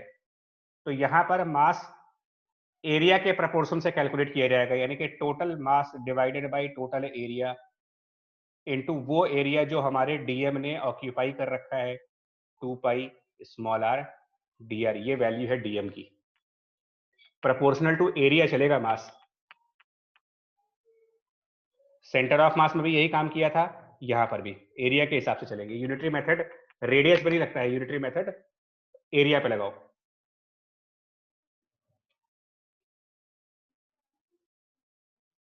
ठीक है जी भाई। Yes sir. इसे डीएम को यहां पटक दो ले जा करके, और पटकने के बाद कैपिटल आई निकालने के लिए आप डीआई को इंटीग्रेट कर दें, यानी कि इंटीग्रेशन डीआई, जिसमें डीएम इंटू आर स्क्वायर है, डीएम की वैल्यू रिप्लेस कर रहे हैं, एम, ये पाई पाई चले जाएंगे, तो ऊपर 2 आर डी आर, नीचे कैपिटल आर स्क्वायर, और एक स्मॉल आर स्क्वायर यहाँ पर भी है, और आर की लिमिट 0 से कैपिटल आर की रखेंगे। सॉल्व कर लीजिएगा, इस आंसर को बन जाएगा m capital r square by 2। By 2। ये डिस्क के मोमेंट ऑफ इनर्शिया की वैल्यू हुई। ये डिस्क का आंसर हो गया।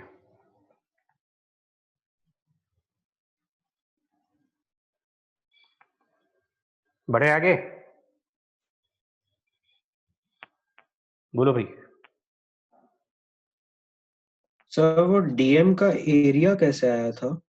हाँ, एरिया ऐसे आएगा। ये जो डीएम है इसका एरिया निकालने के लिए आउटर रेडियस क्या है इसकी? Outer radius capital R. नहीं नहीं, इसकी डीएम वाले की डीएम एक तरीके आर से, प्लस डी आर। और इनर रेडियस उसका आर है। Yes sir. तो दो सर्कल्स के बीच का एरिया निकालने का फॉर्मूला क्या होता है? दो कंसेंट्रिक सर्कल के बीच में जो एरिया बनता है, पाई आउटर रेडियस का स्क्वायर माइनस इनर रेडियस का स्क्वायर। जैसे बॉर्डर्स का नहीं निकालते, area of the border, garden का बॉर्डर बनता है जैसे, तो 7th 8th क्लास में बताया गया होगा आपको। और इसमें पाई, अब यहाँ पर ए स्क्वायर प्लस बी स्क्वायर, तो एक ये बन जाएगा 2r प्लस डी आर, और a माइनस बी करोगे तो dr बन जाएगा। और 2r प्लस डी आर को अप्रोक्सीमेटली 2r मान सकते हो, क्योंकि 2r प्लस डी आर में 2r एक लार्ज वैल्यू है और dr dr नेग्लिजिबल है comparatively. 2r plus D R को लगभग 2r मान लेते हैं। तो इसको जब लगभग 2r मान लेते हैं तो ये 2r और आगे यहाँ पर dr, यहाँ से बनता यस है। Sir, thank you sir. पूछ लिया करो डाउट, जैसे बगा इस तरीके के डाउट्स हैं। क्योंकि नेक्स्ट देखो, आप इंटरेस्टिंग देखो आप चीजें। राइट वाली फिगर क्या दिख रही है तुम्हें? ये आर्ट एंड क्राफ्ट में होता है। तुम में से अगर किसी को आर्ट एंड क्राफ्ट का क्रेज हो ना किसी को, तो रिबन से स्फीयर बनाए जा सकते हैं। अब तुम में से पता नहीं किसी ने बनाए, कलर्ड रिबन्स आती है जिसमें आप डेकोरेट करने के लिए बर्थडे वगैरह में लगाते हो। सर इसमें लाइट भी लगा देते हैं कई बार। हाँ हाँ, पता है तुम में से किसी ने ये सब दिमाग लगाया है कि नहीं लगाया, लेकिन अगर कलर्ड रिबन्स आती हैं जो बर्थडे वगैरह में रूम को डेकोरेट करने के लिए यूज किए जाते हैं, पेपर की भी रिबन्स आती हैं और एक प्लास्टिक वाली रिबन्स भी आती हैं। हाँ जी, अगर आप ध्यान से देखो तो राइट वाली फिगर एक हॉलो स्फेरिकल शेप का नहीं दिख रहा आपको? बीच में गैप दिखाया है, बोलो। Yes sir. ये जो पिंक शेड आप में देख रहे हो ये रिबन्स हैं। ट्राई करना कभी, लोग रिबन से पता नहीं कौन कौन सा शेप बना देते हैं।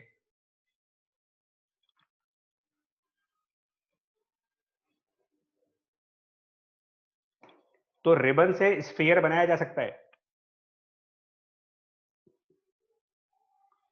इसका मतलब स्फीयर क्या मानेंगे? थिन स्फीयर किस चीज का कलेक्शन हो गया? रिबन्स का। रिबन्स का मतलब थिन स्फीयर रिबन से बन सकता है। ये गैप को देखो, ये जो गैप तुमको दिखाया जा रहा है ये विजिबिलिटी के लिए दिखाया जा रहा है, एक्चुअल में कहीं पर गैप होगा नहीं। तो ये जो गैप है इस पे मत जाना, क्योंकि गैप पिक्चर की विजिबिलिटी के लिए है। ये विजुअलाइज कराने के लिए है कि अंदर से ये हॉलो है। और अभी एक मैसेज आया है, संतरे का छिलका भी लोग ऐसे ही निकालते हैं राउंड करके, रिंग टाइप में। कुछ लोग तो डायरेक्ट पील ऑफ करते हैं, चाकू लिया और मतलब बिल्कुल निर्दयी जानवरों की तरह। और कुछ लोग बड़े एप्पल का भी कुछ लोग निकालते हैं ऐसे। एप्पल का भी ऐसे गोल गोल घुमाते हैं ऐसे। Yes sir. हाँ, और कभी आप अपनी पेंसिल को शार्प करो ना तो शार्पनर से शेप बन जाती है वहां पर, अगर आप उसको अच्छे से करो ना तो वो जो यस सर, कौन बन जाता है। जो छिलका निकलता है पेंसिल का, जो छिलका बाहर निकलता है जो शार्पनर से, किस टाइप के शेप बन जाते हैं लगभग कभी कभी? Hollow conic. Hollow conic. तो यही सब तरीके होते हैं बच्चे समझने का, विजुअलाइज करने का। यही ऑप्शन है मेरे पास कि कैसे समझ सकते हो। तो मेरा ये कहने का मतलब है कि एक थिन हॉलो स्फीयर जो है उसको आप रिबन से बना सकते हो, और रिबन का एक पोर्शन, ये एक रिंग है, फिर एक और रिंग आ गई, फिर एक और रिंग आ गई, फिर एक और रिंग आ गई, बीच बीच में और भी रिंग्स हैं। That means a thin sphere is also the collection of rings. But क्या वो सारी रिंग्स आइडेंटिकल साइज की हैं? No sir. बस ये लाइन समझ लो, hollow sphere collection of rings है। ये फिगर आपको बता रहा है तो हम क्या करेंगे, उस हॉलो स्फीयर में एक रिंग मैंने यहां पर चूज कर ली। जब सपोज करो यहां कहीं पर सेंटर है उसका, और मैंने सेंटर से ऊपर जा करके कोई एक स्पेसिफिक रिंग चूज कर ली।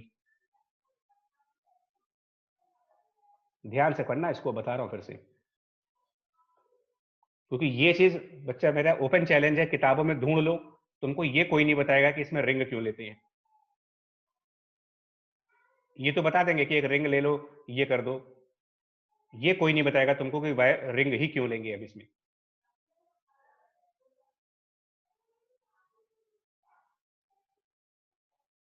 तो अब हमने एक क्या किया, रिंग चूज करी जो वर्टिकल से थीटा एंगल पर है, और ये डी थीटा विड्थ। यहां पर ये जो आर्क लेंथ बनेगी, आर्क लेंथ, अगर स्फीयर का रेडियस आर है तो लेंथ, डी थीटा। हाँ, इसको राइट वाले फिगर में दिखाएं तो हम इसकी बात कर रहे हैं, इस पोर्शन की बात कर रहे हैं। ये पोर्शन आपका आर डी थीटा है। थोड़ा सा विजुअलाइज ट्राई करो समझने का, क्योंकि टफ तो है मैं मानता हूं, लेकिन जो कुछ हम भी एफर्ट लगा रहे हैं, कुछ आप लोग भी एफर्ट लगाओ ट्राई समझने की। मतलब मैं एक पेपर पे जो फिगर बनती है वो भी दिखा रहा हूँ, और एक जो 3D ऑब्जेक्ट की एक्चुअल फिगर है वो भी दिखा रहा हूँ साथ में, ताकि माइंड को आप कनेक्ट कर पाओ इन दोनों से। मतलब अगर मैं अपने इस राइट वाले फिगर में दिखाऊं तो मैंने ये कर रखा है, सेंटर से ये पॉइंट ले रखा है। अगर आपको मैं विजुअलाइज करने की कोशिश करूं तो मेरा मेरा टारगेट ये है, एक सेंटर से वर्टिकल लाइन ली है मैंने, उस वर्टिकल लाइन से ऐसे करके, उस वर्टिकल लाइन से थीटा एंगल पर जा करके, और मैंने यहां पर ये डी थीटा विड्थ माना है। अभी कुछ समझ आ रहा है इसमें क्या हो रहा है ये? Yes sir. Yes Yes, sir. Yes sir. तो और इसके बाद आपका टारगेट अब ये है कि ये जो रिंग है इसकी सरकमफ्रेंस कितनी होगी, इस रिंग की ये सरकमफ्रेंस कितनी होगी। तो रिंग की सरकमफ्रेंस निकालने के लिए मुझे इस रिंग का रेडियस भी निकालना पड़ेगा, यानी कि इस फिगर में आपको ये रेडियस चाहिए, स्मॉल आर, और ये पाइथागोरस थ्योरम से आ जाएगा, उससे ट्रिग्नोमेट्रिक रेशियो से। ट्रिग्नोमेट्री से आएगा। हाँ, तो कितना आएगा अगर स्फीयर आपका r sine, capital r sine theta. ठीक है, यानी स्मॉल आर की value capital r sine of theta के इक्वल। अब ये बताओ, यही मेरा डीएम है, यानी कि मेरा डीएम किस फॉर्म का है, पार्टिकल के फॉर्म का है, स्ट्रिप के फॉर्म का है, डिस्क के फॉर्म का है, रिंग के फॉर्म का है, कौन सा फॉर्म है डीएम का? रिंग। रिंग है। रिंग है। Ring, yes, sir. तो फिर डीआई क्या बनेगा? अगर डीएम रिंग के फॉर्म में है तो हम रिंग का फॉर्मूला लगाएं, और रिंग का फॉर्मूला कहता है dm multiplied by r square. कौन सा आर ले लें यहां पर? Small r. स्मॉल आर, यानी यहां पर लिख देंगे डीएम स्मॉल आर का स्क्वायर, यानी कि कैपिटल आर साइन थीटा का स्क्वायर। अब यहां पर डीएम कितना होगा?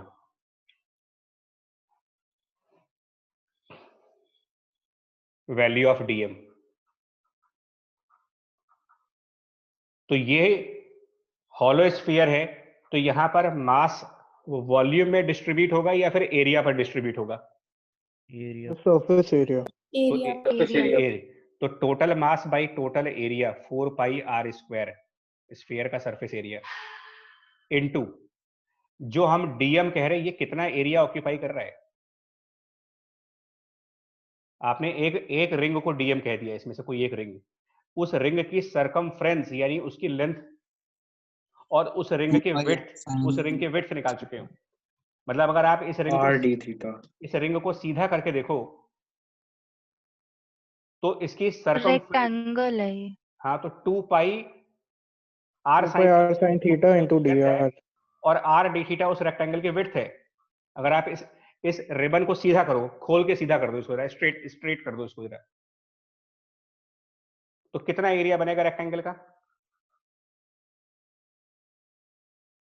Sir 2 pi r square sine theta d theta.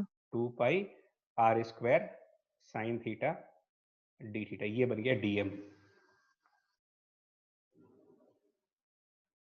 ये बिगन, ये अच्छे से देख लो, बता रहा हूँ, क्योंकि 11th क्लास में जोश इतना हाई होता है, कैसे बात होती है आपस में। अबे यार मोमेंट ऑफ इनर्शिया आता है तुमको? हाँ आता है ही क्या उसमें यार? इंटीग्रेट ही तो करना है, तुमको ये भी नहीं आता। और सामने वाले से कह दो कि इंटीग्रेट करना किस फंक्शन को है, वो फंक्शन बना दो जिसको इंटीग्रेट करना है। सामने वाला ये कहता है यार ये तो मुझे नहीं मालूम, क्योंकि क्लास में मेरे को सिर्फ एक ही बात समझ में आई है 2 घंटे के लेक्चर में, कि मोमेंट ऑफ इनर्शिया इंटीग्रेट करके आता है। क्या इंटीग्रेट करते हैं, क्या लिमिट रखते हैं, एलिमेंट क्या लेते हैं, ये सब थोड़ी हमने सीखा था कभी।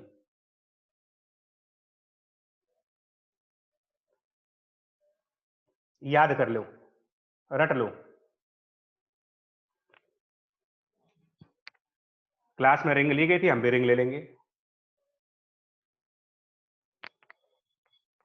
इसलिए कह रहा हूं डाउन टू अर्थ होकर के, बिल्कुल ग्राउंड लेवल पर आकर के अभी आप वो इलेक्ट्रॉन बन जाओ जो ग्राउंड लेवल पे होता है। एक्साइटेड स्टेट का इलेक्ट्रॉन ना बनिए।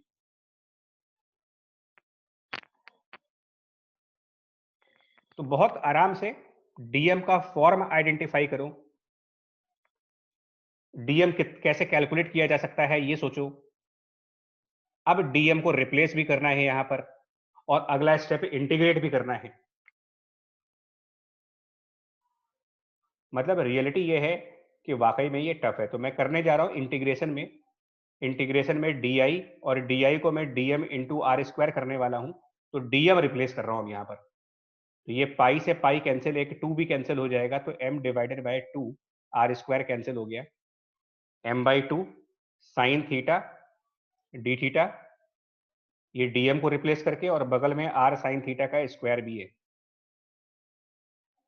तो कुल मिलाकर के ये टर्म हो जाएगा हमारे लिए कैपिटल M r स्क्वायर और साइन थीटा का स्क्वायर, यानी साइन क्यूब थीटा हो जाएगा यहाँ पर। और थीटा के लिमिट्स कहां से कहां तक की होंगी? 0 से पाई। 0 से पाई, बिल्कुल ये सही बोल रहे हो आप। 0 से पाई। क्यों 0 से पाई होगी? क्योंकि अगर आप ऊपर से चलोगे तो आखिरी रिंग आपको पाई एंगल नीचे जाकर के मिलेगी। पूरा पूरा ये एंगल कवर करना पड़ेगा 0 से पाई तक का। अब इसके आगे भी चैलेंज है। साइन क्यूब थीटा का इंटीग्रेशन। सर साइन 3 थीटा का फॉर्मूला यूज करके हो जाएगा। बिल्कुल ना, मतलब आप कर लोगे ना भाई। बाकी मैक्सिमम लोग यहाँ पर क्या होता है ना, रियलिटी को एक्सेप्ट नहीं करते ना यार। वो वर्चुअल लाइफ में चल रहे होते हैं, वो ये एक्सेप्ट करके चल रहे होते हैं कि हाँ यार हो जाएगा मुझसे, करके तो देखा नहीं कभी। तो मैं थोड़ा सा sin theta into 1 minus cos square theta से भी कर सकते हो शायद। कई तरीके हैं इसको करने के। तो मैं इस स्टेप को छोड़ रहा हूँ यहाँ पर, इंटीग्रेशन वाले स्टेप को छोड़ूंगा, जानबूझ के छोड़ रहा हूँ। और मैं इसका रिजल्ट बताने जा रहा हूँ। इसका रिजल्ट आएगा 2/3। मैं रिजल्ट बस लिखूंगा इसका। Answer is 2/3 into m r square. ये इसका आंसर है, हॉलो स्फीयर के मोमेंट ऑफ इनर्शिया की वैल्यू। मेरे लिए राइट साइड का पोर्शन ज्यादा इंपॉर्टेंट है, जिसमें ये समझना और अपने आप को कन्विंस करना कि हॉलो स्फीयर रिंग से बन सकता है, मतलब उसको रिंग का कॉम्बिनेशन माना जा सकता है।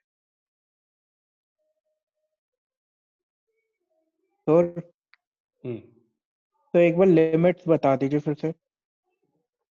लिमिट तो यहां से चल रही है भाई, ये इधर एंगल थीटा आपने इस वर्टिकल लाइन से यहां से स्टार्ट किया, यहां से आप एंगल थीटा को देख रहे हो। तो जब आप स्टार्ट करोगे तो स्टार्टिंग लिमिट हमेशा 0 की होगी, और ऐसे करके आप कितने एंगल तक मैक्सिमम जा सकते हो, यहां से कितने एंगल तक जा सकते हो? पाई तक वो है।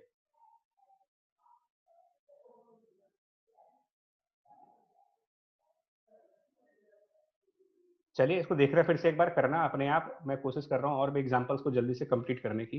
कोन, थिन हॉलो कोन, राइट वाला फिगर याद आ रहा है? कभी आइसक्रीम खाओ तो आपको समझ में आएगा।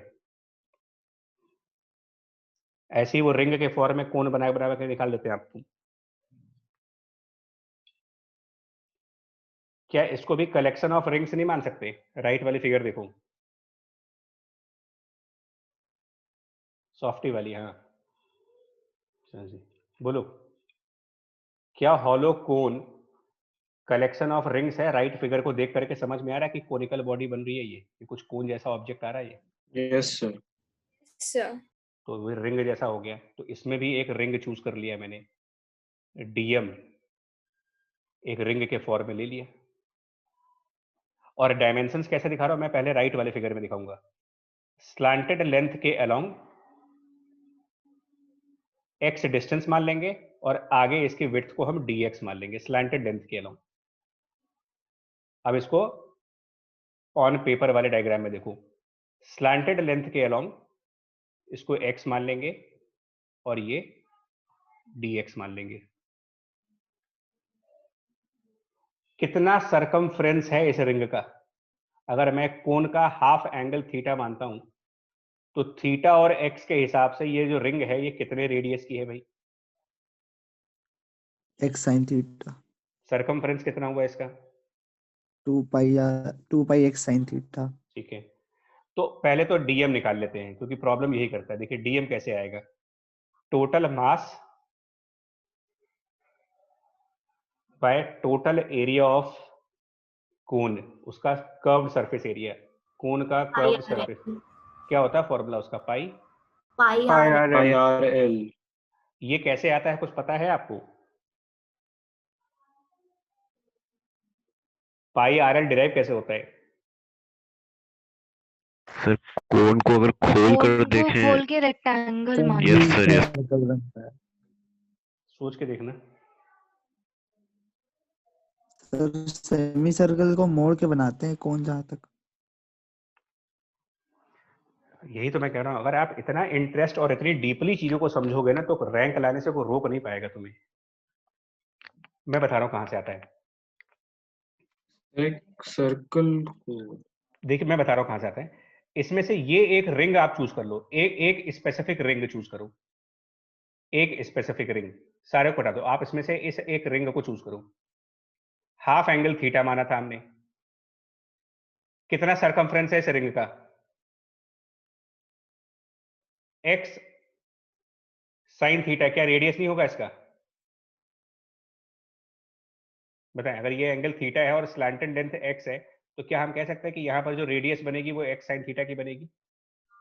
यस सर 2 पाई से मल्टीप्लाई करके सरकमफ्रेंस यानी कि इस रिंग की लेंथ आ जाएगी। बोलिए।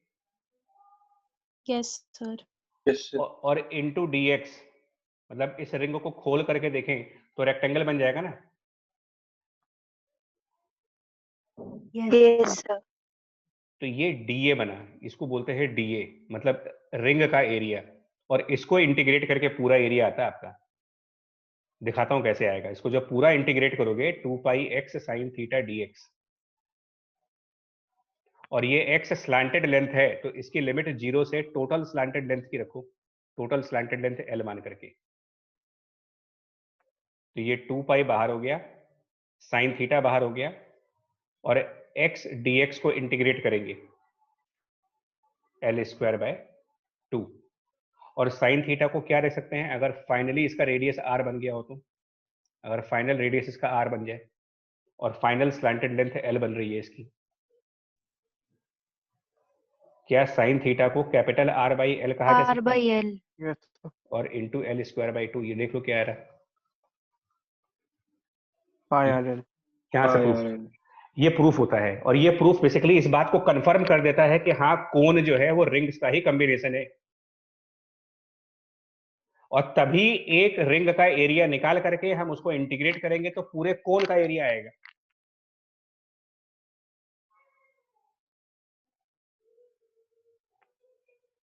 सर एक 10th में न्यूमेरिकल हुआ करता था मैथ्स में, उसमें बोला जाता था कि जो सेमी सर्कल होता है अगर उसको मोड़ के अगर हम लोग कोन बना दें तो उसका एरिया क्या होगा। तो सर उसमें सेमी सर्कल का जो रेडियस होता था उसका दुगना हो जाता था कोर का सरकमफ्रेंस। वो रोटेट करते थे। सर एक्चुअली एक ये भी था कि सिलेंडर और उसमें वॉल्यूम का कंपैरिजन हो सकता बच्चा वो है। रुक जाओ, फिर वो टॉपिक से बाहर जा रहे हो आप, है ना। तो मैं तो सिर्फ ये आपको बार बार भरोसा दिला रहा हूँ कि जो ये रिंग्स वाला कॉम्बिनेशन हम लेके चल रहे हैं ये सही है। मतलब अगर डाउट आ जाए कभी अपने ऊपर ना तो ये मैं फटाफट इसको कंप्लीट कर दूं, फिर क्योंकि जो टारगेट है आज का वो रहना चाहिए। तो डीएम के लिए मास upon total area multiplied by जो रिंग है उसका एरिया, और area of ring 2 pi x sine theta into D x, ये आपका डीएम बना।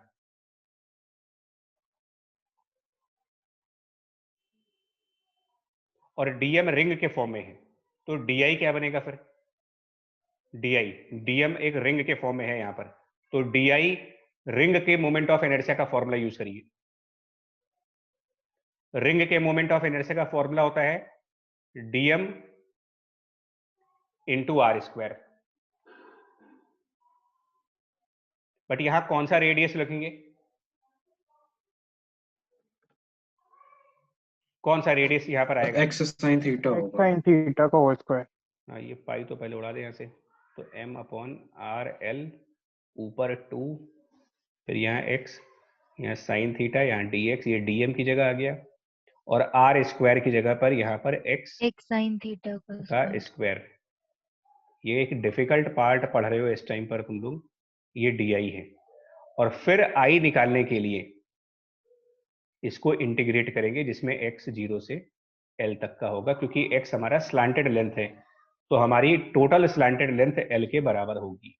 ओवरऑल यहां से यहां तक की जो लेंथ होगी वो l के इक्वल। आंसर उसके बाद साइन थीटा रख देंगे। तो sin थीटा को r by l कर देंगे। आखिरी स्टेप पर तो इसमें से जो कर सकते हैं, देखो 2m अपॉन आर एल बाहर आ जाएगा, और यहाँ साइन थीटा और यहाँ साइन थीटा का स्क्वायर यानी साइन क्यूब थीटा बाहर आ रहा है, और अंदर एक x यहाँ पर बचा, और एक x का स्क्वायर यहाँ पर बच रहा है, मतलब x क्यूब हो गया अंदर। और x क्यूब जब इंटीग्रेट होगा तो l टू दी पावर 4/4 आएगा आंसर। अल्टीमेटली मतलब कुल मिलाकर के जब आप इसको पूरा सिंप्लीफाई करोगे तो हाफ mr स्क्वायर इसका आंसर आएगा। mr²/2 half mr square answer आएगा, क्योंकि यहाँ पर साइन थीटा भी रिप्लेस हो जाएगा।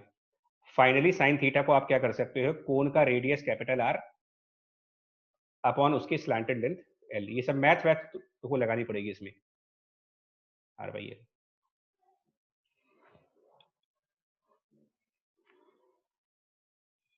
देखिएगा इसको, मैं नेक्स्ट टॉपिक पे आ रहा हूं, क्योंकि ये वन टाइम नहीं होगा। राइट वाली फिगर देखो, सॉलिड स्फीयर पे आ गए। राइट वाली फिगर में क्या लग रहा है आपको? क्या चीज कलेक्शन है? किस चीज का कलेक्शन है ये? डिस्क का। Collection of disc. आप समझ जाओ, इसमें एक डिस्क बाहर निकाल के भी दिखाई गई है आपको समझाने के लिए, और इसी को मैंने लेफ्ट साइड फिगर में दिखा रखा है। सेंटर से सपोज y डिस्टेंस पे जा करके एक डिस्क चूज करेंगे जिसकी विड्थ dy की होगी, थिकनेस dy होगी। अब इसको लेफ्ट साइड के फिगर में देखो, सेंटर से y डिस्टेंस ऊपर जा करके और dy एक विड्थ, दोनों फिगर मैच कर पा रहे हो? राइट वाली फिगर एक्चुअल ओरिजिनल फिगर है, और लेफ्ट जो पेपर पे बनाते हैं हम लोग। बट अगर मैं डायरेक्टली पेपर पे फिगर बनाता तो तुम्हारे माइंड में घुसता ही नहीं कि हुआ क्या है यहाँ पर, कौन सी डिस्क, कहाँ डिस्क है।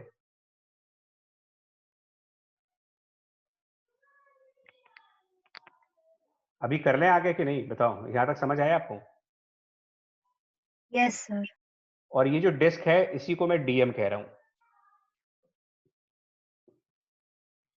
तो पहले तो डीएम को ही निपटाओ। अब ये वॉल्यूम के हिसाब से निकालेंगे, एरिया के हिसाब से निकालेंगे, रेडियस के हिसाब से निकालेंगे? सॉलिड स्फीयर है ये। वॉल्यूम। तो मास अपॉन टोटल वॉल्यूम और इनटू, क्या ये डिस्क लो हाइट का सिलेंडर नहीं है? Yes sir. तो volume of Falling disc type कैसे का। निकालें? वॉल्यूम ऑफ डिस्क कैसे निकालेंगे? जैसे सिलेंडर का निकालते हो, और सिलेंडर के वॉल्यूम को निकालने का फॉर्मूला पाई आर स्क्वायर है। आर। तो ये डिस्क कितने रेडियस की है? पाइथागोरस थ्योरम लगाओ। पूरा स्फीयर आपका कैपिटल आर रेडियस का है, और ये y डिस्टेंस ऊपर है।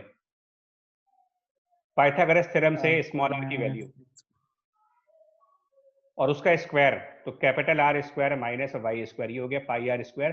And what is height of this cylinder, मतलब डिस्क जिसको कह रहे हो वो सिलेंडर है, उसकी हाइट क्या है?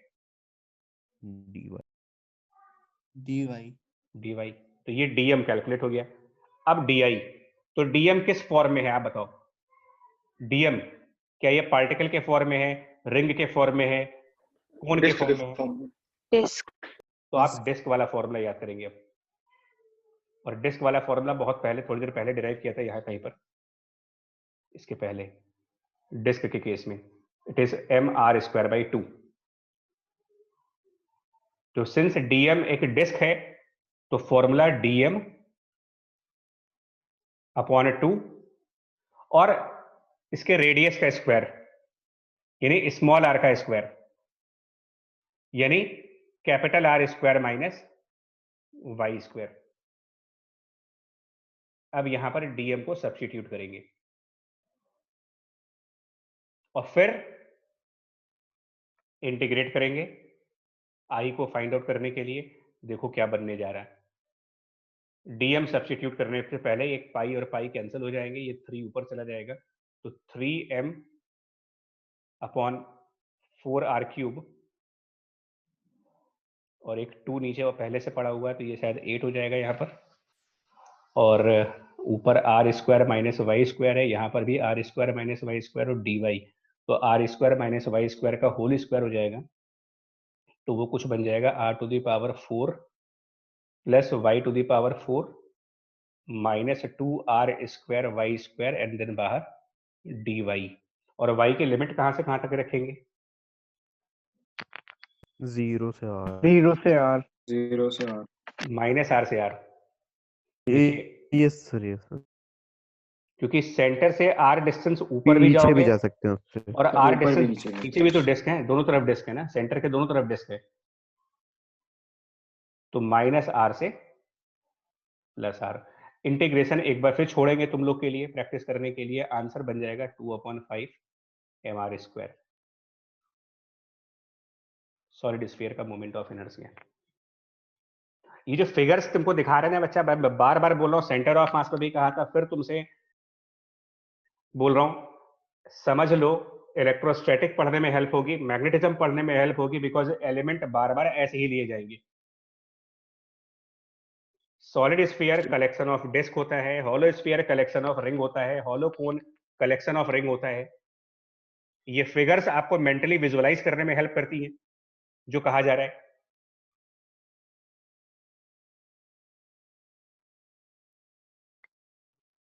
क्योंकि डायरेक्ट बुक पर जो पेपर पे जो फिगर बनती है ये वाली, ये समझ नहीं आएगी, आप समझ ही नहीं पाओगे कभी, हम लोग भी नहीं समझते थे कि पता नहीं क्या हो रहा है, कौन एलिमेंट कहाँ है वो। लेकिन जब हम राइट वाले फिगर को समझते हैं तो रियलाइज होता है कि हाँ यार कुछ कुछ तो समझ में आ रहा है कि हाँ डिस्क को इंसर्ट करके हम स्फीयर बना सकते हैं। So sphere is collection of disc, समझ आती है बात। सर जब उन्होंने इंडिविजुअल डिस्क का निकाला था तो उस टाइम वेरी थिन माना था, मतलब विद नो हाइट। तो इसमें भी Almost dy none. माना है, dy थिकनेस मानी है, dy टेंडिंग टू 0 होता है, थिकनेस तो नहीं dy, सर, तो उन्होंने फिर यहाँ पे वॉल्यूम भी तो यूज कर लिया है ना। तो dy के करस्पॉन्डिंग यूज किया, मास डिस्ट्रीब्यूशन के लिए तो करना पड़ेगा आपको, बिकॉज 0 थिकनेस नहीं हो सकती, थिकनेस कुछ तो होगी, मतलब कुछ तो वॉल्यूम होगा ही उसका। Yes sir. तो वो तो मतलब यहाँ पर मास का कैलकुलेशन करने के लिए ये सब तो फैक्ट कंसिडर करने पड़ेंगे। तो कुल मिलाकर तुम्हें एक बात समझ में आई कि मोमेंट ऑफ इनर्शिया डिराइव करने के 3 स्टेप्स कौन से हैं। पहले तो आपको ये पता होना चाहिए कि जिस ऑब्जेक्ट का मोमेंट ऑफ इनर्शिया निकाल रहे हो वो किन चीजों का कलेक्शन है, पहला स्टेप। फिर जिस चीज का वो कलेक्शन है उसमें से एक एलिमेंट चूज करना होता है जिसको आप डीएम डिनोट करते हो। तो your first step will be calculate the value of dm, then check whether dm is a particle or it is a ring or it is a disk or it is a sphere, मतलब उसका form क्या है, and accordingly apply the formula of di and उसके बाद integrate. 3 step, dm choose करना, dm का form देखते हुए, मतलब पार्टिकुलर स्ट्रिप, रिंग, डिस्क क्या है वो फॉर्म देख करके DI का फॉर्मूला लगाना और DI के फॉर्मूले के बाद इंटीग्रेट करना। ये हमारे 3-4 स्टेप्स में मतलब किसी भी तरीके के ऑब्जेक्ट्स के मोमेंट ऑफ इनर्शिया को निकाल सकते हैं, बट हाँ ये भी इंपॉर्टेंट है कि इंटीग्रेशंस आनी चाहिए, क्योंकि सब कुछ कर लिया और इंटीग्रेशन ही नहीं कर पाए तो भी बेकार है हमारे लिए।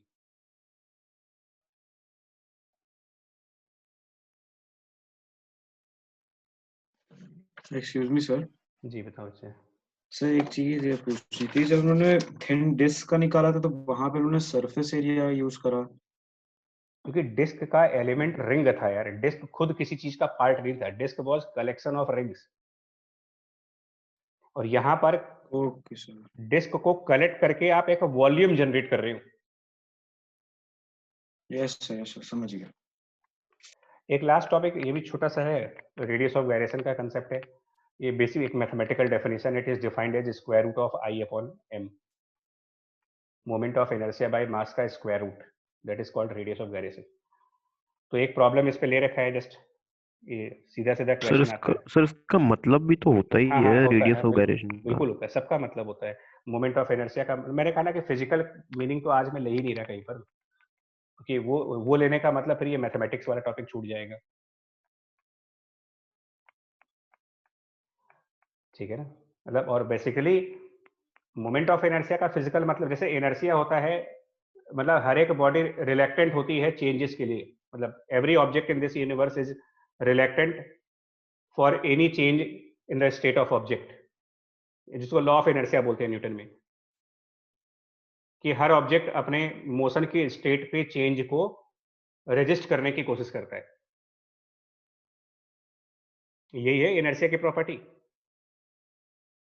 मतलब ऑब्जेक्ट अपनी मोशन की स्टेट को कंटिन्यू करना चाहता है, वो नहीं चाहता कि उसमें कोई चेंजेस आए, दैट इज कैरेक्टरिस्टिक, उसको इनर्शिया बोलते हैं। मोमेंट ऑफ इनर्शिया भी सिमिलर टाइप की चीज होती है। यहाँ पे रोटेशनल इनर्शिया की बात हो रही रोटेशनल है। Inertia, you can call it rotational inertia, that every object wants to rotate in the same way without any change। मतलब अगर आप कोई टॉर्क लगाओगे तो बॉडी उस टॉर्क को रिलेक्टेंट होती है, अपोज कर रही होती है अपनी एंगुलर स्पीड को बढ़ाने के लिए या एंगुलर स्पीड को कम करने के लिए, बट ये इतना सफिशिएंट नहीं है जब तक कि 2-4-5 एग्जांपल्स ना आए आपके सामने, तब तक और नहीं समझ सर पाए। जो जिस अमाउंट से अपोज कर रही होती है वो हम लोग कैलकुलेट किए हैं, मतलब हाँ, करते हैं। उसको कैलकुलेट करो, मतलब जितना ज्यादा मोमेंट ऑफ इनर्शिया है मतलब बॉडी उतनी ज्यादा रिलेक्टेंट है, ओके सर। मतलब उसके अंदर रोटेशनल चेंजेस लाना डिफिकल्ट होगा उसको, हाँ, मतलब उसको रोटेट कर रही है तो स्टॉप करना डिफिकल्ट है, और अगर रुकी हुई है तो रोटेशन में लेके जाना डिफिकल्ट है, ये मतलब होता है। फिलहाल रेडियस ऑफ गायरेशन का एक क्वेश्चन करा दें आपको यार, सीधा क्वेश्चन आता है, सीधा फॉर्मूला है root of I/m। Solid sphere के लिए क्या आंसर आ जाएगा इसका? सॉलिड स्फीयर के लिए तो इसका स्ट्रेट फॉरवर्ड आंसर है K इक्वल टू, आप बस मोमेंट ऑफ इनर्शिया का फॉर्मूला आपको याद होना चाहिए, R√2/5। अभी डिराइव किया है इसमें मोमेंट ऑफ इनर्शिया, जस्ट अभी डिराइव किया है 2/5 हमारे स्क्वायर, तो जस्ट जो भी मोमेंट ऑफ इनर्शिया का फॉर्मूला डिराइव किया है वो और डिवाइडेड बाय m कर दीजिए स्क्वायर रूट में, बस ये इसका आंसर है। और इसका भी फिजिकल मतलब है, वो सब समझाएंगे आपको, टाइम लगेगा, रोटेशनल मैकेनिक्स में जल्दीबाजी मत करवाओ वरना ना बिगड़ जाता है। हम जितनी मेहनत के साथ इसमें चलना चाह रहे हैं और स्टेप बाय स्टेप चलना चाह रहे हैं। सर 2/5 होगा वो m नहीं 5 होगा। अरे वो 2/5 ये मतलब सीधा सा कंसेप्ट ये है। तो जो क्वेश्चन में अबाउट अ डायमीटर लिखा है वो कुछ इफेक्ट ये मतलब तो उसका कुछ इसलिए ना कि वो सब बता रहे हैं, ये डायमीटर ही तो है, ये जो एक्सिस है वो सेंटर ऑफ स्फीयर है, क्योंकि और भी एक्सिस होती हैं मोमेंट ऑफ इनर्शिया, और भी एक्सिस के अबाउट निकाला जाता है, वो मैं बता रहा हूँ अभी आपको। ये आपने ध्यान दो, तो ये जितने भी मोमेंट ऑफ इनर्शिया आपको मैंने डिराइव करके दिए हैं, आपने एक चीज नोटिस की होगी, इन सब में एक्सिस बॉडी की सेंटर से ली जा रही है, इसमें भी सेंटर से एक्सिस पास हो रही है, इसमें भी सेंटर से एक्सिस पास हो रही है, इसमें भी सेंटर से एक्सिस जा रही है, सेंटर से एक्सिस जा रही है, सारे डेरिवेशन देखो आप, सबके अंदर मैंने जो एक्सिस ली है वो बॉडी की सेंटर ऑफ मास को क्रॉस करके जा रही है, वाया सेंटर ऑफ मास जा रहे हो आप, axis is passing through the centre of mass, but ये जरूरी नहीं है, कभी कभी एक्सिस सेंटर ऑफ मास के अलावा भी शिफ्ट कर सकते हैं, बट वहां पर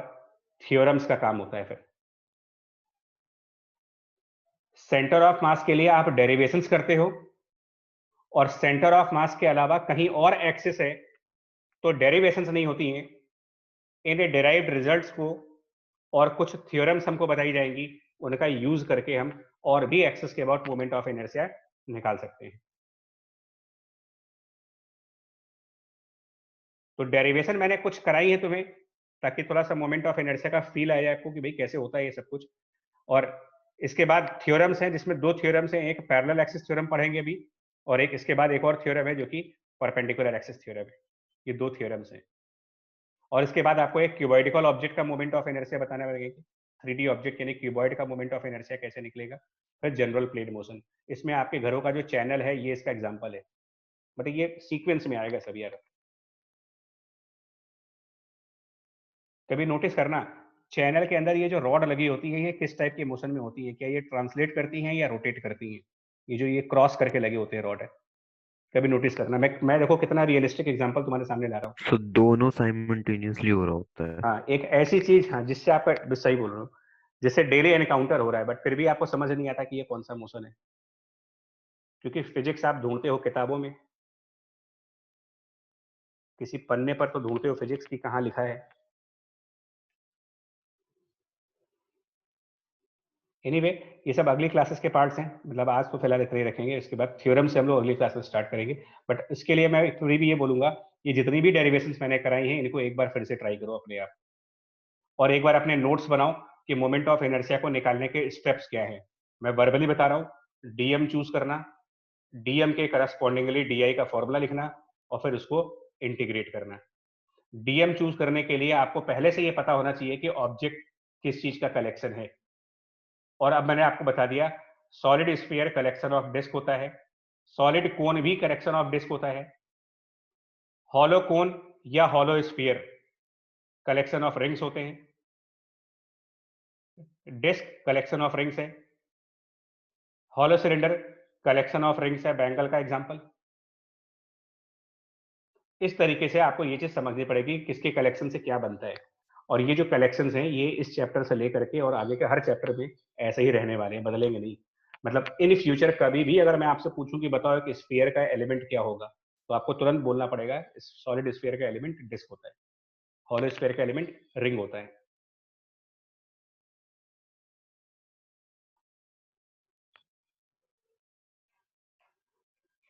ठीक है जी, यस सर। चलिए बाकी सर अगली क्लास में करेंगे।